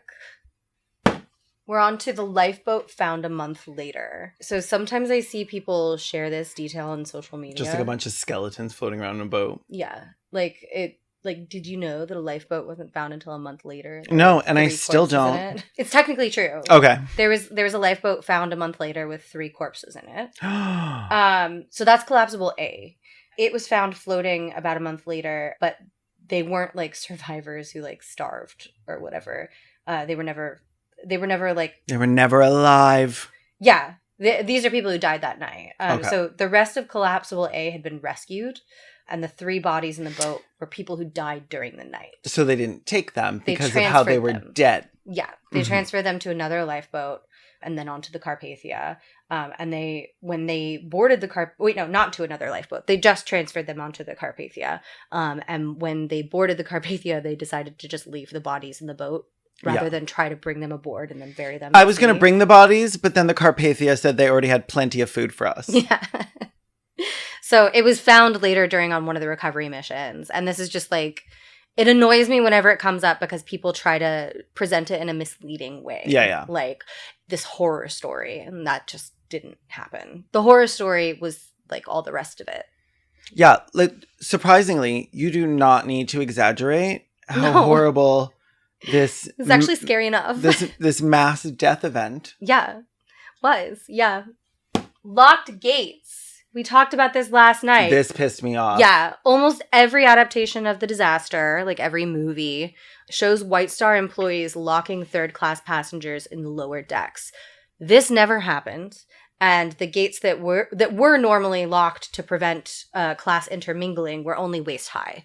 They were also like immediately as soon as they were like puppy gates. Yeah. Oh yeah, they were like baby gates because it was like a politely like, this isn't your part of the ship. Please stay out. Like it was not meant to lock people in certain areas.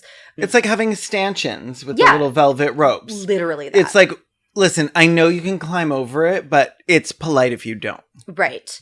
I think the reason this kind of comes up in adaptations is because it's meant to represent the enormous class divide, and kind of account for the fact that third class passengers were so overrepresented amongst the casualties.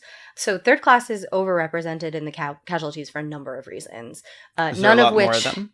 There were a lot more of them, and none of them first thing I would think. Yeah, because the tickets were cheaper. Yeah, and none of them were like crew deliberately locking. Like crew were the same class as them. Yeah, exactly. They were also that's poor people. Yeah. Titanic's lower decks were labyrinthine, and her signage was all in English, which proved a significant stumbling block to immigrants who couldn't speak or read English, which actually the Cameron movie shows a little. When they're like running through the hallways, there's a point where they run past like an immigrant family that are like, I think they're Lebanese. I could be wrong. They're Middle Eastern of some kind. And they're talking to each other, I believe in Lebanese, and pointing at the signs because they can't, and like looking around and trying to figure out how to get through. A lot of people died on the lower decks because they couldn't make their way to the upper decks. Early in the night, many third-class passengers gathered in the third-class dining saloon and awaited orders that didn't come until all of the boats had been launched. So basically, not everybody trying to be like all orderly and like waiting for somebody to be like, "Hey, it's your time." Yeah, this is why we know what our muster stations are now, because in an emergency, you are supposed to muster. So I think they all thought that they were doing the right thing. But the crew also didn't know to like tell them, hey, get out on decks. When they ran through knocking on the doors and being like, get on your life jackets, get outside, they thought that they had communicated their orders effectively. This is why we have drills. Yeah. Third class also had many more whole families emigrating to America together, as opposed to like first class. It was a lot of, couples or like single travelers. And throughout all three classes aboard Titanic, if you were traveling with a family, your fate was kind of determined by the whole family unit. Unlike in the case of just like spouses, where like one or two surviving family members of a whole family unit didn't happen for the most part because people just like didn't leave their loved ones. Yeah. You all either survived together or you died together. Which is another thing that like keeps coming up with this one fucking right-wing account on Twitter. I can't remember who he is. Like every 2 months we'll share a picture of the Titanic with the same caption that's like 75% of women survived and only 20% of men survived. And then in the comments, he'll be like, only 50% of children survived, like trying to imply that women were like dumping their children and jumping into lifeboats, which is just not the case. Like typically if a mother's child died, the mother died too. Like they all stayed together. But even so, in an emergency situation where people are floating around in the water, an adult is going to be more likely to survive than some fucking stupid little toddler with their soft little heads. Like, you know what I mean? Like, like being like, well, that doesn't even make sense. It's like, okay, well, yeah.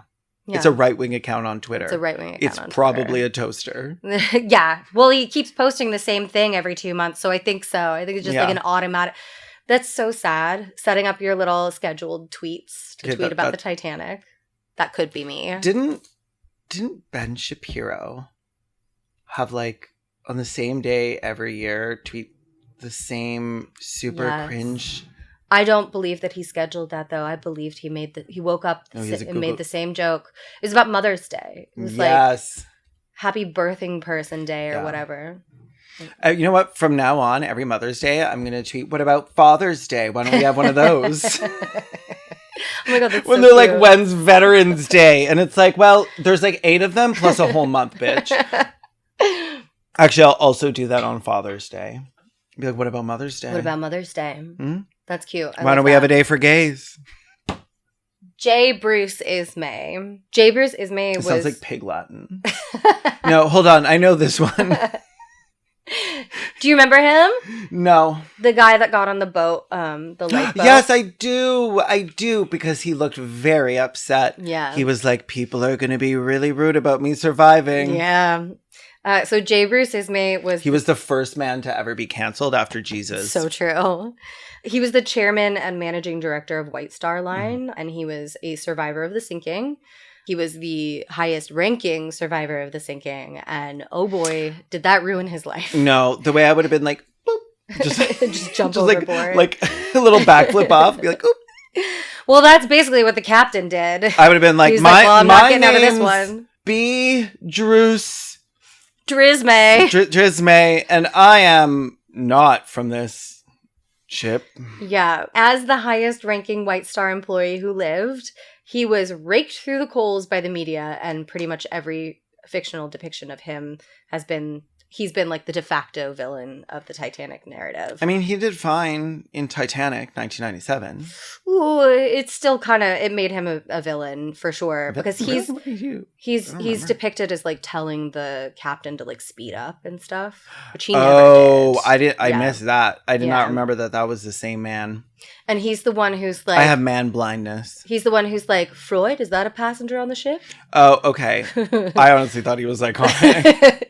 Yeah, so he's like depicted as like kind of. I think I related to him most out of everyone in the movie. Yeah. So he's been accused of everything from being the guy who ordered Titanic to sail full steam ahead into an ice field, and the coward who dressed like a woman to save himself. Oh, okay. That didn't happen in the movie, but I knew that him and I had some affinity. I knew we had something in Coward, common. dressed like a woman. Loves mustaches.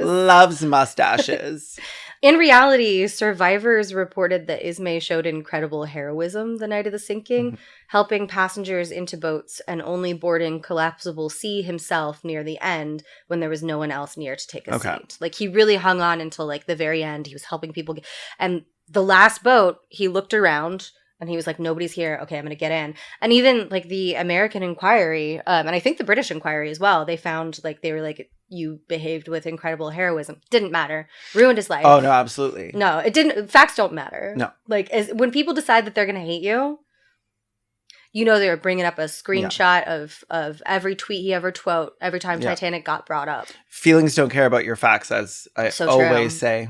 In the aftermath of the disaster, Ismay sunk into a lifelong depression, and after being questioned in both the American and British inquiries, refused to speak of Titanic at all until Christmas of 1936, a year before his death, when his grandson asked if he'd ever been shipwrecked. To which he responded, "Yes, I was once on a ship which was believed to be unsinkable."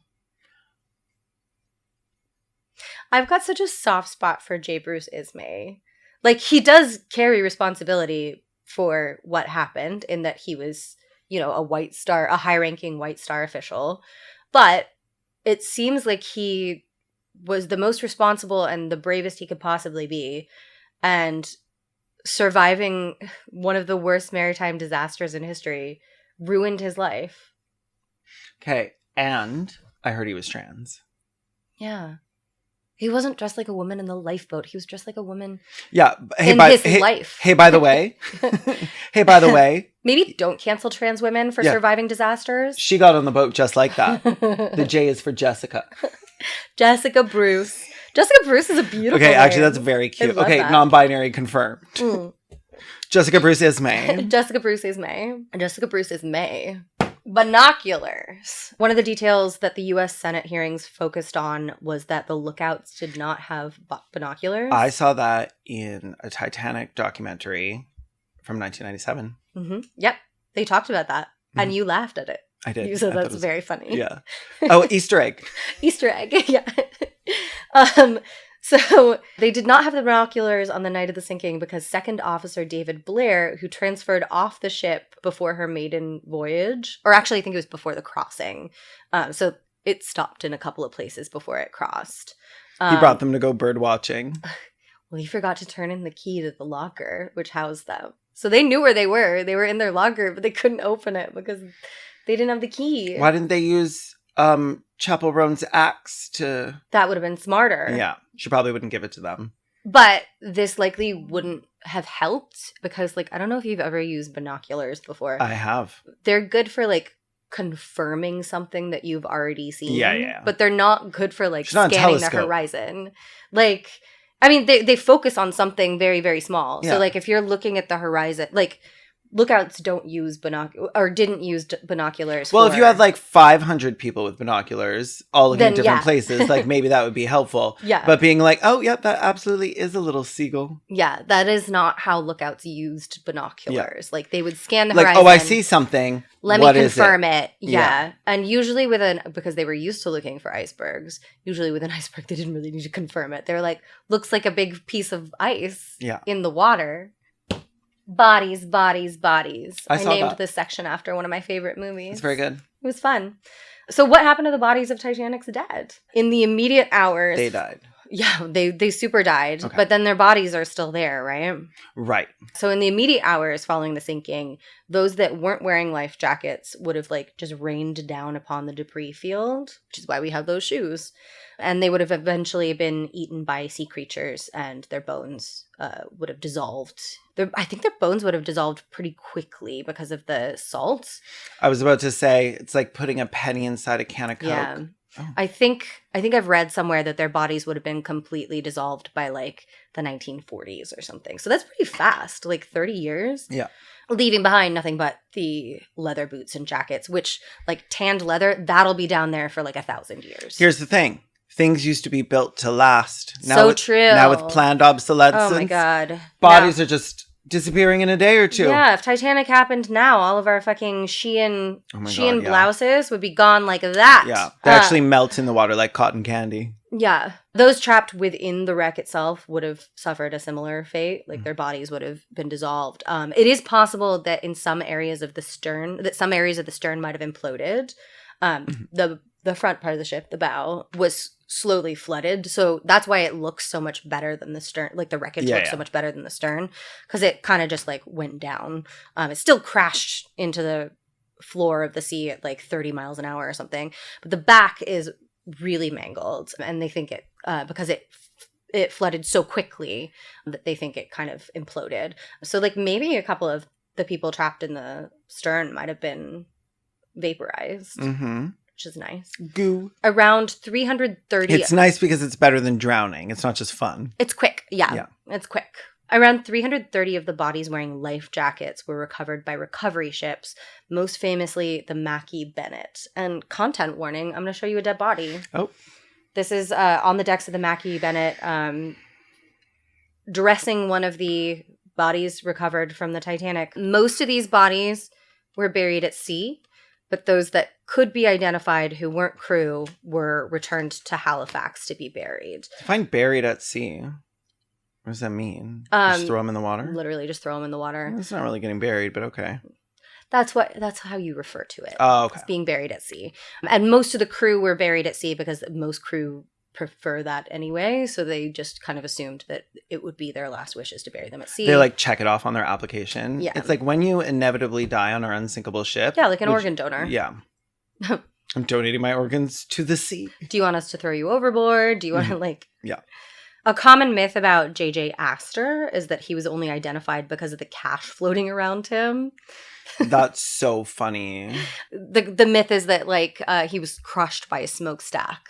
And they only knew who he was because there were jewels and money all around him. This is not true. Like, apparently his body was in very good condition and he was identified by the initials sewn on his lapel. So basically his ID. Because his mom Aww. sewed his name into his little... That's so sweet and so sad. Yeah. She was like, don't forget your packed lunch. Little JJ. And it's just like a little tin box filled with cash and crystals. Don't forget your lunch. Me when I'm rich. Some of the bodies floated all the way to Halifax by themselves. Oh. And they like washed up on the shore and were buried. There's like a big Titanic cemetery in Halifax. On the beach? I don't think it's on the beach. I've never been to Halifax. Buried at land. The only place in Canada I've ever been is your house. That's fair. That's same. Whenever I come visit them, they don't let me go outside. It's not safe. Sometimes it's warm and sometimes it's cold. The last bodies to be found were Assistant Steward William Thomas Curley, who was found floating 543 miles from the wreck site, discovered by the crew of an oil tanker, and Saloon Steward William Frederick Cheverton, picked up by a cargo ship and identified by the papers in his pockets. Took me a whole second to realize this man did not have 5 names, starting with Saloon and then Steward. Assistant Steward. 543 miles. He floated 543 miles. Nah, some porpoise or something Carried him, like was playing with it, like playing keepy uppy. Yeah. Like With his little that's nose. too far. That's too far. Yeah, some nasty little dolphin rapey. Some rapey little dolphin. You know what? Based on what I know about dolphins, I believe it. There's nothing I wouldn't believe about a dolphin. Disgusting creatures. Oh, absolutely. Violet Jessop.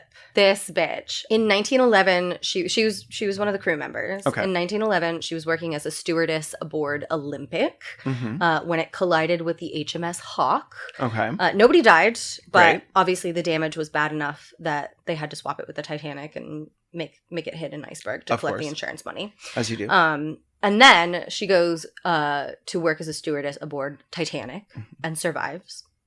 And then, during World War I, she serves as a nurse aboard Olympic and Titanic's sister ship, Britannic. And wouldn't you know it, it hits a German mine and sinks in the Aegean Sea. Like, nobody let this bitch on a ship. There's a third one that went down? Yeah. Oh, they're all gone now. I believe Olympic was intentionally sunk. Like, it was retired. They were like, That's so ugly. Is that what they do when they're done with ships? Mostly, yeah. That's insane. One of them, they were like, let's find a coral reef to go drop this garbage off in. There's one, I think it's called like the SS United States. In the United States, it's like one of the last remaining hilarious ones that's from like the 1930s or something. It's a beautiful old ship, but it's been in disrepair for a long time. The SS Kalen's apartment. And they were taking it down to Florida to sink it to turn into a reef. Okay. Like to rebuild a reef. And there have been so many people who have been like, petition to save it, keep it afloat. And it's like it was sitting in a dock in disrepair for so long. I think the perfect thing to do for it is to create a reef. Yeah. Like, let it have another life. Nobody wants it. Like, and we do have in LA, we've got the Queen Mary, which is like a 1930 ship that still looks like this. I know about her because people will not shut up about how it's haunted. Oh yeah, they do like a Halloween event on it every year. I listened to a podcast called Ona Ross and Carrie, and they did a live recording from their time on the Queen Mary doing a ghost tour. That's amazing. Yeah, I did a ghost tour on the Queen Mary for a friend's birthday. It was fun. It does sound fun. Just like walking around a ship at night. Yeah. Well, I mean, fun, no you're matter obviously who not you going to are. see any ghosts, but yeah, it sounds nice. It's just a lot to of do. fun. Yeah. And yeah, so we have like we have a ship from a little bit after this era, but it looks the same. It's the like black and white, kind of beautiful with the smokestacks, and it is a lot to repair. For like years, they wouldn't let you get on it. They had it shut down from like 2020 to like I think last year or the year before because it was like kind of slowly sinking in port, and they had to do a bunch of repairs to it. So it's like there's just like there aren't enough people to maintain these old ships. Why don't you like let them have a second life as a reef? Full steam ahead. Often the claim is made that either Ismay or Captain Smith wanted the ship to sail full steam ahead so that Titanic could break speed records as well as impress people with her size and luxury. This is untrue. She was built to be luxurious, not fast, and while they were going way too... Same queen. And while they were going way too fast for a ship that entered an ice field, she wasn't even going at her full speed for the journey. She was like quarter steam ahead. Yeah, quarter steam ahead. It doesn't have the same ring to it, I guess. She didn't. I don't think she even had her. Some steam ahead.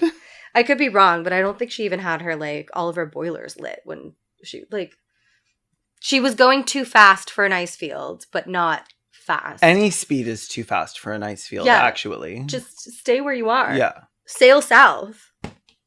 First use of SOS. I like how you're acting like it doesn't get any longer. I can't reach my tiny little... So another Titanic myth was that she was the first use of the SOS distress signal, save our ship. Before Titanic... It's ship? Yeah. Not save our souls. I think it's save our ship. I could be wrong, though. There's no way to know. Let us know in the comments. Oh, I'm sure they will. And if you see somebody in the comments has already said it... Say it again. Say it again. In case we didn't see it the first time. We're going to count them all. and then see who's right. Before Titanic, the standard distress call for wireless operators was CQD, meaning seek you, danger. That is so confusing. Yeah. I like CQ, meaning seek you. Yeah. Like if you CK me. Yeah. Yeah. So CQ, danger. SOS was a newer proposed distress call because CQD is insane. You're never going to make CQD happen. No, but Titanic was not the first ship to use it. There's contemporary news reports of it being used. The as Olympic early as was, because the Titanic never sailed. That's so true. There's contemporary reports of it being used as early as 1909. Okay. So that's what is this, notably not 1912. I was about to say 14? 12. 12. But it was the 12. 14th. April 14th. Okay. Into April 15th. Right. Technically sunk on the 15th. Okay. And I believe most of the people's deaths are recorded as being April 15th. Okay. But who knows? Maybe somebody died a little bit before. I hope so. We can only hope. We're down another level. Let's take another break for some ads.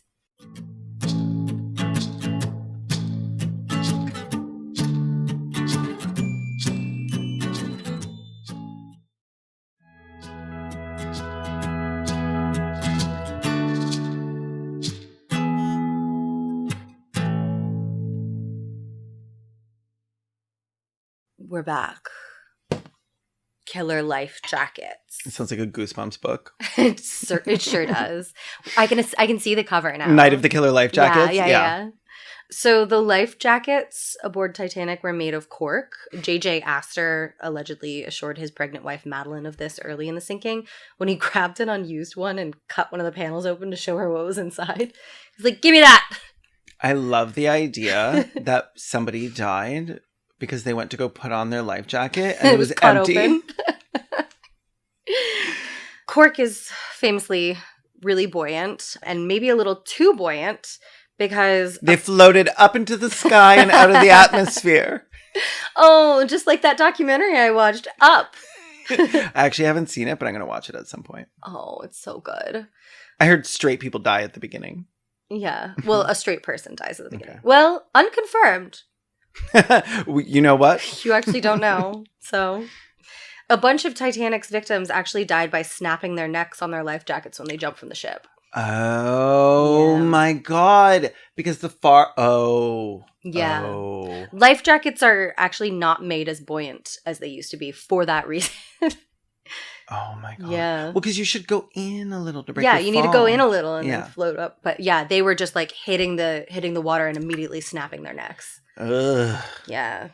Oh God. And if you see somebody doing it, like you're on your way down and you see Little Miss Neck crack. You're like, oh no. Oh no. I just hold.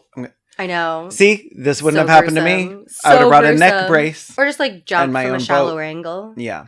That's like an argument for staying on the ship as long as possible. Yeah. Just like wait till it's really low and then jump when it's like. That's what my friends Ruby and Chapel did. Yeah. They rode the back They all were the way smart. down. White Star employees. So you know White Star, right? White Star is the company Yeah. that owned Titanic. Okay. White Star paid surviving employees wages up until 2:20 a.m. on April 15th, 1912 and did not pay out for a moment after Titanic disappeared under the waves. That happened to my friend Air Canada. Yeah, they were like, you're not working anymore. Shit. Oh my God. This is This is happening right now. This is what Air Canada is doing with their flight attendants. Nobody's died yet, but it could happen. Well, I mean, they just stopped paying them when the journey's not happening. And it's like, well, they still had like 3 more days before they got Yeah. to New York. Didn't get paid for any of that. They must have gotten sued or something, right? Tell me they got some money. They got some really bad press. The families of contracted employees, like, because they were like employees and then there were contractors. Mhm. And as is still the case, very often the entertainment were a lot of the contractors. So like the families of the bands even complained of getting bills from White Star Line for the cost of lost uniforms.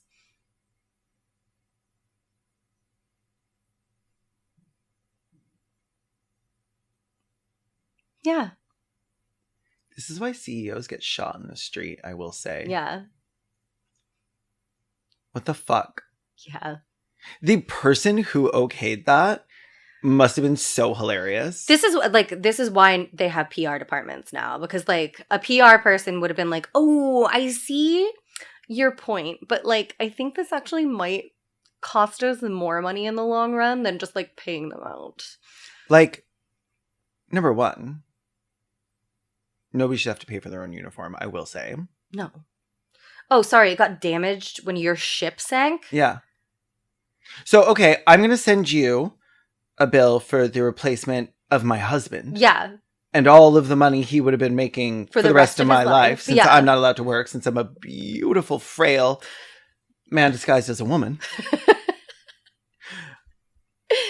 And then you send me that, and then I'll send you back the 3 cents for the fucking outfit. Yeah. The 1912 freedom dollars currency, whatever that is today.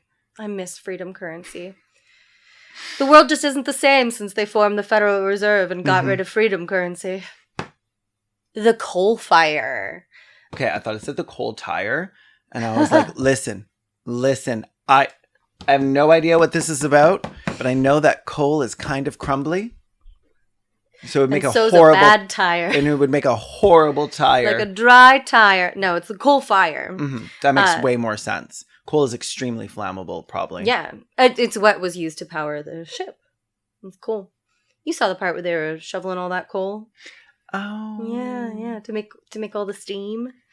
And then the steam powered those little pistons. I assume.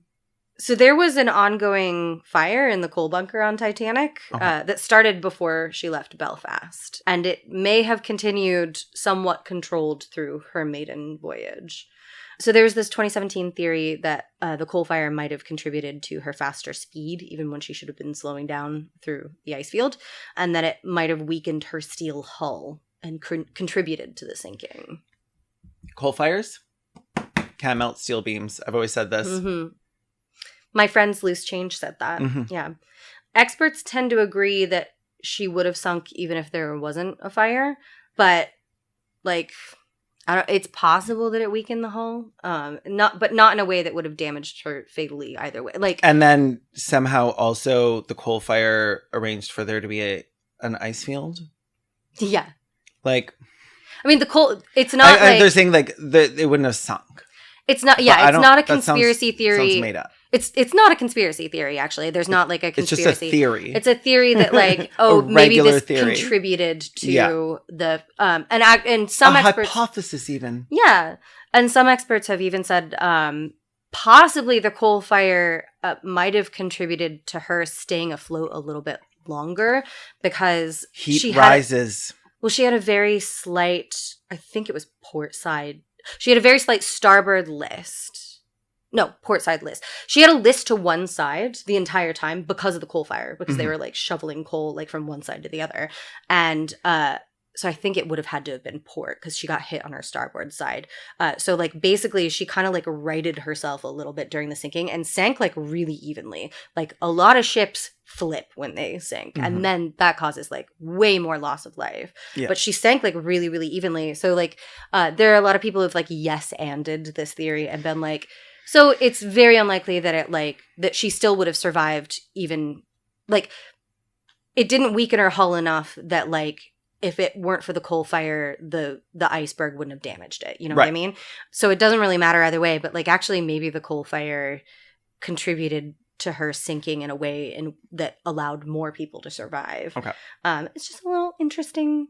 It's fun that there's so many mysteries about Titanic even 100+ years later. It doesn't get much worse than this. On April 14th, 1912, first-class passenger Renee Harris slipped and fell on one of Titanic's staircases, fracturing her elbow. Allegedly, she remarked, "It doesn't get much worse than this." Okay, I love her. And a few hours later, it sank. Okay, there are several times throughout the movie that I was like, she did not knock on wood. This is on her.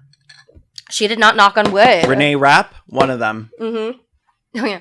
I wrote in my notes, a few hours later, she'd be a widow. Sounds like it got a little bit worse, Renee. Joseph Laroche, or Laroche. I don't know. I'm not French. That's French for the roach. That's French for la cucaracha. I feel so bad because I know that we're making fun of somebody who died horribly. And now you will. So I saw a meme circulating recently that there was a Black woman named Melinda Borden who died aboard Titanic because the lifeboats were whites only. That is not true. There were no Black women aboard Titanic, and they were not seated according to race. However, there was a Black man and his family. Joseph Lemercier Laroche was a second-class passenger aboard Titanic. He was originally from Haiti, but at the age of 15, he went to France to study engineering. After getting his degree, he met and married a white French woman named Juliette Lafargue, Lafargue. I could be saying that wrong. Lafargue. And they fell in love and married. Despite his education, he had trouble finding work because of racism. Yeah. So after 10 years in France, Joseph Laroche decided to return to Haiti with his family. At the time they booked passage on Titanic, Joseph and Juliette had 2 young daughters, Simone and Louise, and Juliette was pregnant with a 3rd child. Joseph ensured that his wife and daughters were seated together on a lifeboat and promised he would see them soon. His body was never found. Juliette and her daughters soon returned to France, where she gave birth to a baby boy, and she named him Joseph. I love him, and I feel so sad that his story is, like, never told. He was 25, too. 25 is crazy young. Also, to have moved countries and become an engineer and get married and have children. Yeah. He lived such a rich life, and it was cut so short, and who knows what he could have done. Yeah. False initial reports. Due to initial wireless messages from rescue ships being misinterpreted, initial media reports about the disaster claimed that all passengers were safely transferred to the Carpathia. There's literally, like, preserved newspapers that say like, Titanic sinks, all saved. By the time she arrived in New York, these reports were corrected. But like I said, there's some of the headlines remaining in archives. Does the cat spot a bird? Sorry, I don't know. I guess you missed it. Those pigeons were fucking. Oh, no. One of them was standing on the other one's back. Now is not the time. Oh, and Angus is looking at them like a little pervert. Sorry, everyone. There was 2 birds fucking outside. And I think they might have been gay because one was behind the other one. That is how gay birds fuck. And women birds. Adult women birds. Adult human women birds. Obviously, their asses are on the front. Yeah. The front butt, as we call it. Front sex butt. Front sex butt. Last one of this section. Hey, it's me. Oh my god, it's you. Okay. Cute.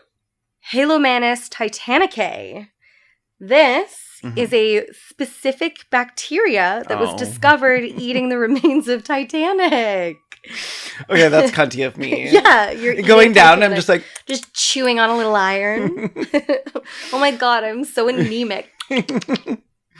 It's been the subject of study not only to expand our knowledge of organisms that thrive in high-pressure environments, but it's also of particular interest for marine conservation and waste treatment. The idea being that it could be useful for breaking down things like decommissioned oil rigs. So yeah, like there's a bunch of scientists that are studying specifically this bacteria that is named for Titanic because it's only ever been found at the Titanic. And the idea is that, like, in the future we could break down decommissioned oil rigs by sending these little bacteria to what could to go eat wrong? them up. I think that's nice. I like recycling. But then what if the bacteria get onto the earth and then they eat all our iron? Oh, like the oil rigs that are in the water. Yeah, but then what if the bacteria evolves and gets onto the earth? I haven't thought about that far ahead. Bacteria can't eat iron beams, I always say. Except they can. Time for our last ad break. Let's get ads for iron. Iron supplements. Or Lysol. Or oil rigs. Okay, at-home oil rigs. Just like a little desktop oil rig. Oh my god, cute. Like USB.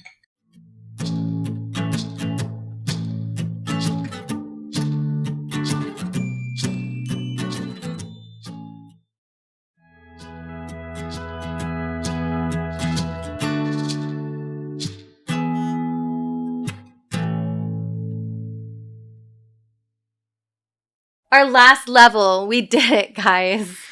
We did it, folks. The potato room. Titanic had a room larger than its first-class staterooms, dedicated to just housing the potatoes. I love that. And an adjoining potato washroom for washing them. Oh. And I'm going to show you. That makes more sense. It's fucking huge. It's the big square in the middle marked I'm so potatoes. sorry. Why would the potatoes need a washroom? Because they got to wash. It's that big fuck-ass square in the middle labeled potatoes. It's huge. Comme ça? I don't know what that means. Viens. No, I'm just saying words in French. I love you, potato room. Those undersea critters were eating good when it first sank. Oh my God. They're like, I get a little potatoes with my meat. I love this a little whole side thing. dish. Oh, there's the potato wash place. Yeah, wash place. It's okay, from now on, I'm going to be like, just give me a second. I need to run to the wash place. When in room. Oh my God, 1 sauce cook, 1 roasting cook, 1 vegetable cook, and 1 fish cook. And the fish cook has 2 asterisks. I really want to know what they were saying about this fish cook. The fish cook. Oh, yeah. I like how that whole fact was just, there was a huge room for potatoes. I just love it. I'm so charmed by the potato room. Giant potato room. It could have been so much worse. Not according to Renee Harris. According to this bitch. Well, guess you're wrong, bitch. I'm glad we both have them. I would have felt so left out using my ugly Your little real bony fingers. Ew, get it away. Don't touch my poster. So Titanic is often thought of as like the worst possible outcome of like the Swiss cheese model. Oh, okay. I was like, really? What about homophobia? Never thought of that. Mm. It's considered this like 1 in a million case where just like all the holes line up and bad things happen.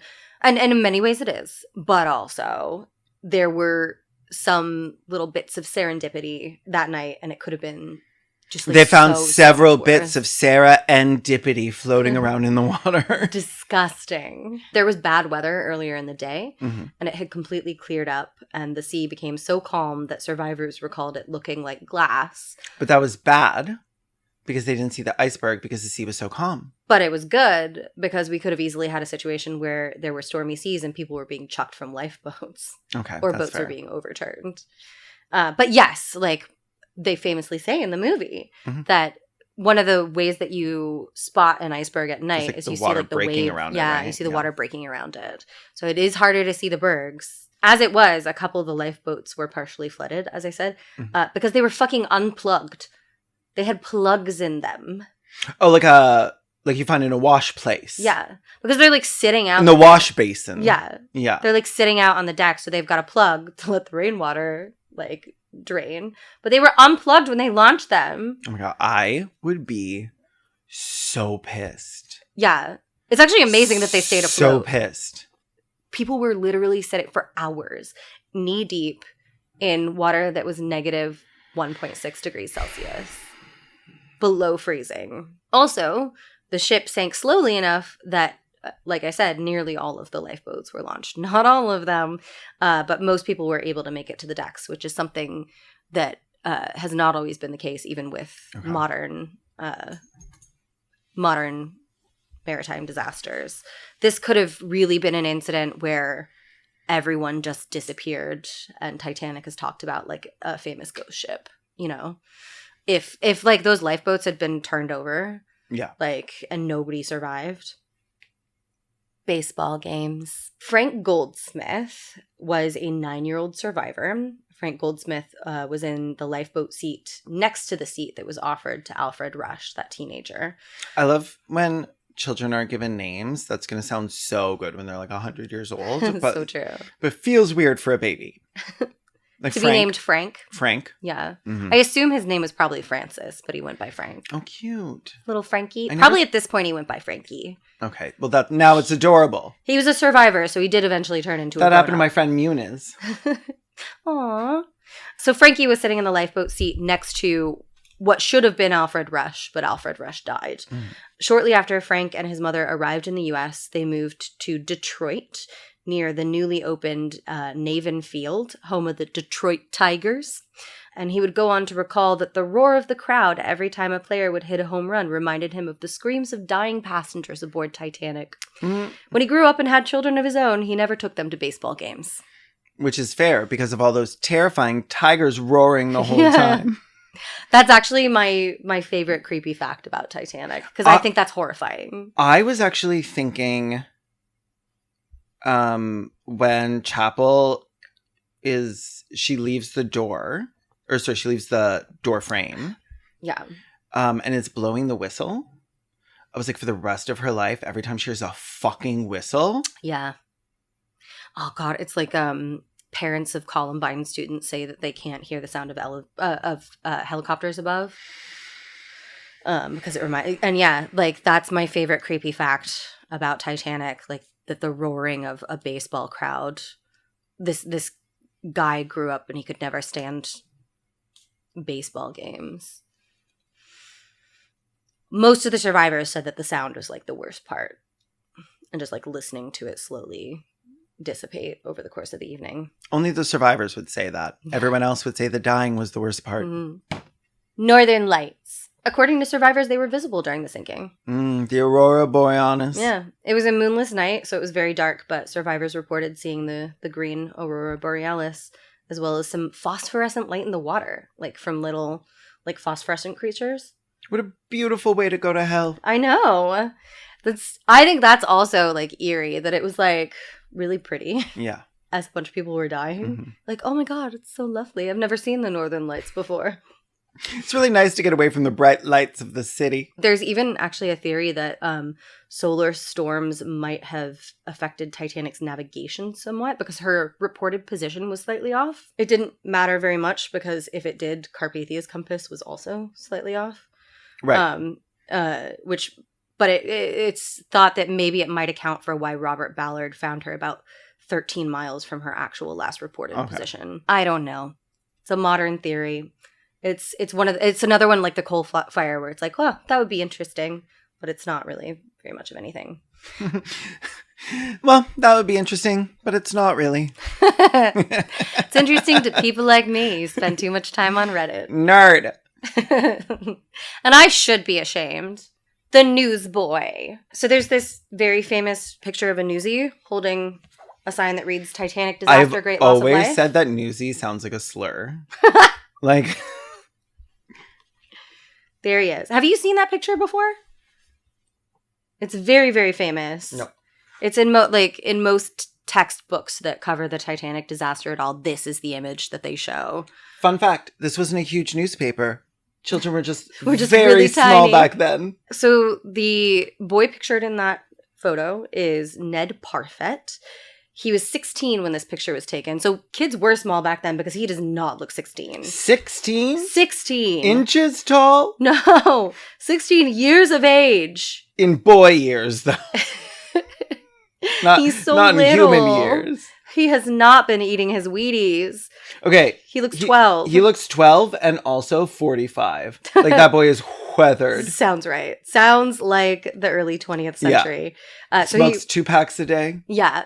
So he was 16 in 1912. Okay. 2 years later, when the First World War broke out, he's not actually conscripted, even though he's 18. He waits and enlists in 1916 at the age of 20. Okay. In October of 1918, Ned is given leave to return home to England. So he stops by the quartermaster's store to get some new clothes. Yeah, new quartermaster. And a howitzer artillery shell strikes the building, killing him. The war would end 2 weeks later. Okay, I feel like if you survive a disaster, you should never be allowed to die if you don't want to. Which I know that's not really... He did not survive the disaster, though. He was a newsboy. Oh, yeah. Okay. He's pictured in that photo, in that very famous photo. And oh, there's just a fun fact about this dead little boy. Yeah. Mm-hmm. So this last one is a little bit of a mystery. Filmed footage of Maiden Voyage. Maiden Voyage is a great drag name. Welcome to the stage, Maiden Voyage. That's so cute. There are existing photographs taken aboard Titanic by Kate Odell and Frances Brown, who both disembarked in Queenstown, Ireland. Frances Brown took this like very famous one of the boy playing with the top that was recreated in the 1997 film. That's Do you remember? Really cool. Do you remember seeing the scene with the little boy? Actually, the guy who played the boy's dad who's just like an extra who played the boy's dad, was like a Titanic expert. Oh, cute. So that was a cute little an actual Easter egg. Okay. So Francis Brown took dozens of photos aboard Titanic before he disembarked. So there's lots of them. But there may have actually been video footage of Titanic that was lost. William H. Harbeck was a second-class passenger and cinematographer who may have been hired by White Star Line to capture some footage of Titanic's maiden voyage.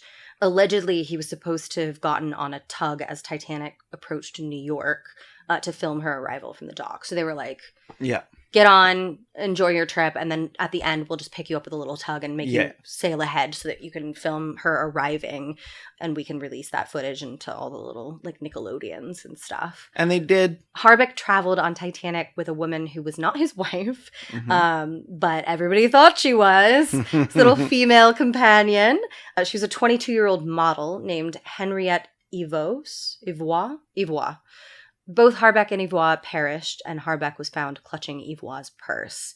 When Mrs. Harbeck came to collect her husband's remains, she was almost turned away because everyone assumed that Henriette was William Harbeck's wife.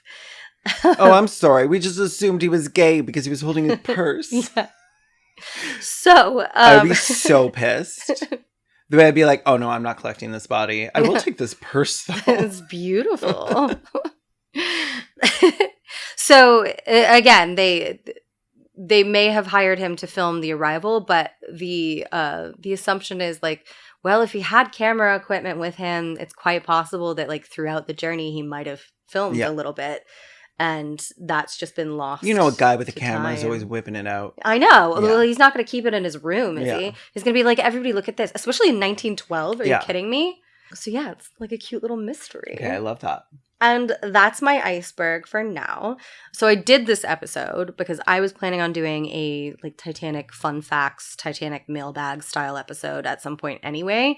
But also because I wanted to announce a new podcast that I will be producing under the Bashback umbrella next spring. It's called After Titanic, and it's a limited series diving deep, pun intended, into the aftermath of the Titanic disaster, starting with the survivors being picked up the morning after by the Carpathia and going all the way through like the numerous film and TV adaptations and successful and failed attempts to visit the wreckage.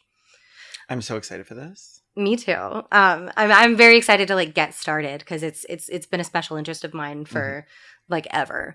So I'm excited to like turn my special interest into a piece of entertainment for you all to consume. It is planned to be a very labor-intensive piece in terms of research, writing, and recording. Like it's not going to be a comedy. We're not going to be joking around. Yeah. It's going to be pretty heavy. So I'm actually launching an Indiegogo campaign to be able to afford music and art commissions, voice actors, as well as pay myself something close to minimum wage for the research, writing, recording, and editing. And I'll put a link for the campaign in the description of this episode. Yeah. I'm so excited. Me too. I'm really excited. Yeah. I'm excited to jump in because it's and I'm gonna take a lot of time off of work and spend most of it just like reading and writing, and getting like real actors who act to like do line reads for me. It's not going to be a historical fiction, but I mean any part where like I've got direct quotes from like inquiries and stuff. I want to get. It would be nice to get a real actor, who's part of a union that I can pay union wages to. Because we care about workers' rights. On account of the whole this. So you can follow Respect the Dead on Twitter and Instagram at _Respect the Dead, and you can follow us on Blue Sky at Respect the Dead. I'm Hoots. You can follow me on Twitter at Punished Hoots, and you can follow me on Blue Sky at Hoots. I'm Dr. Kaylin Conrad. Kaylin Conrad and Everything But Blue Sky, where I'm at Kaylin. If you want to suggest someone else for us to cover, you can do that over on our Patreon, where you get access to our suggestion cemetery, where you can submit a name, as well as a key to the morgue, where we debrief after every episode in our autopsy report mini-sodes. And if you're watching on YouTube, where we now have full video for all episodes, don't forget to hit the subscribe button and turn on that bell so you get notified every week. And if you're on a podcast app, give us a sweet little 5-star review. Or more. Yes. Okay, we love you. Love you. Bye.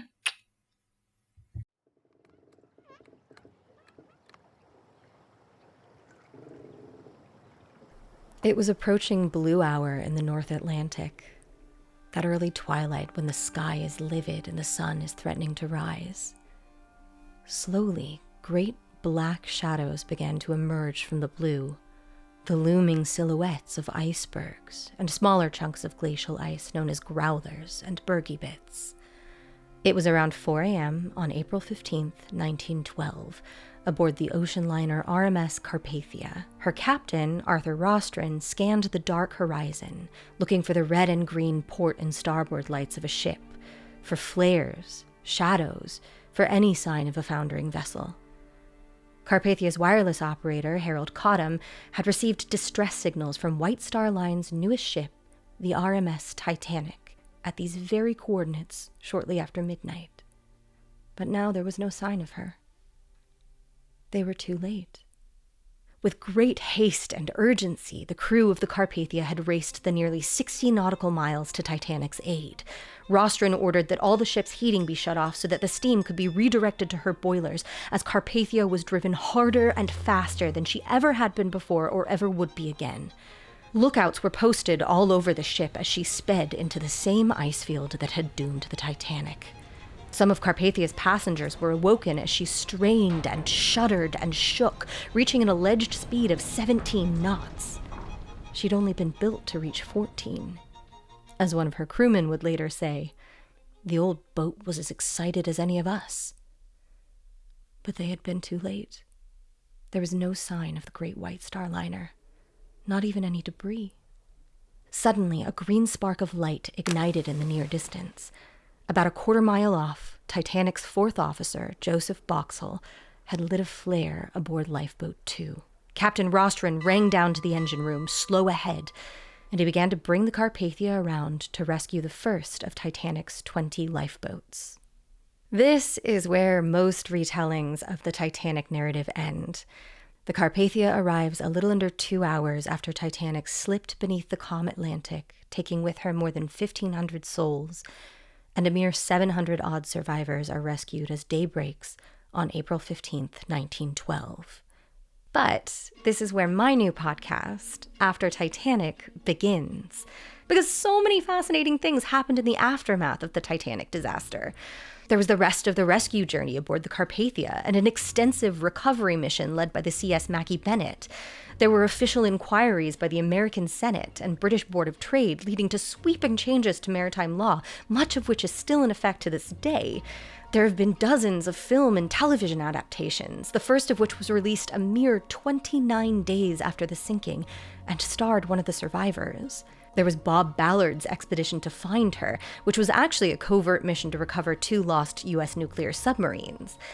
And there's the enduring allure of this doomed vessel, this epic historical tragedy that still fascinates people to this day, sometimes so much that they risk their own lives just to get a chance to see her wreckage in person.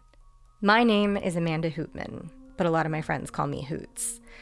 I am not a historian, nor do I have any relevant degrees, but I do spend a lot of time on Reddit, and Titanic has been one of my special interests since I was about 8 years old. So join me as I go on a deep dive into some of the lesser explored parts of the wider Titanic narrative, and hopefully discover just what it is about this particular tragedy that still speaks to us nearly 115 years later, on After Titanic, premiering spring 2026.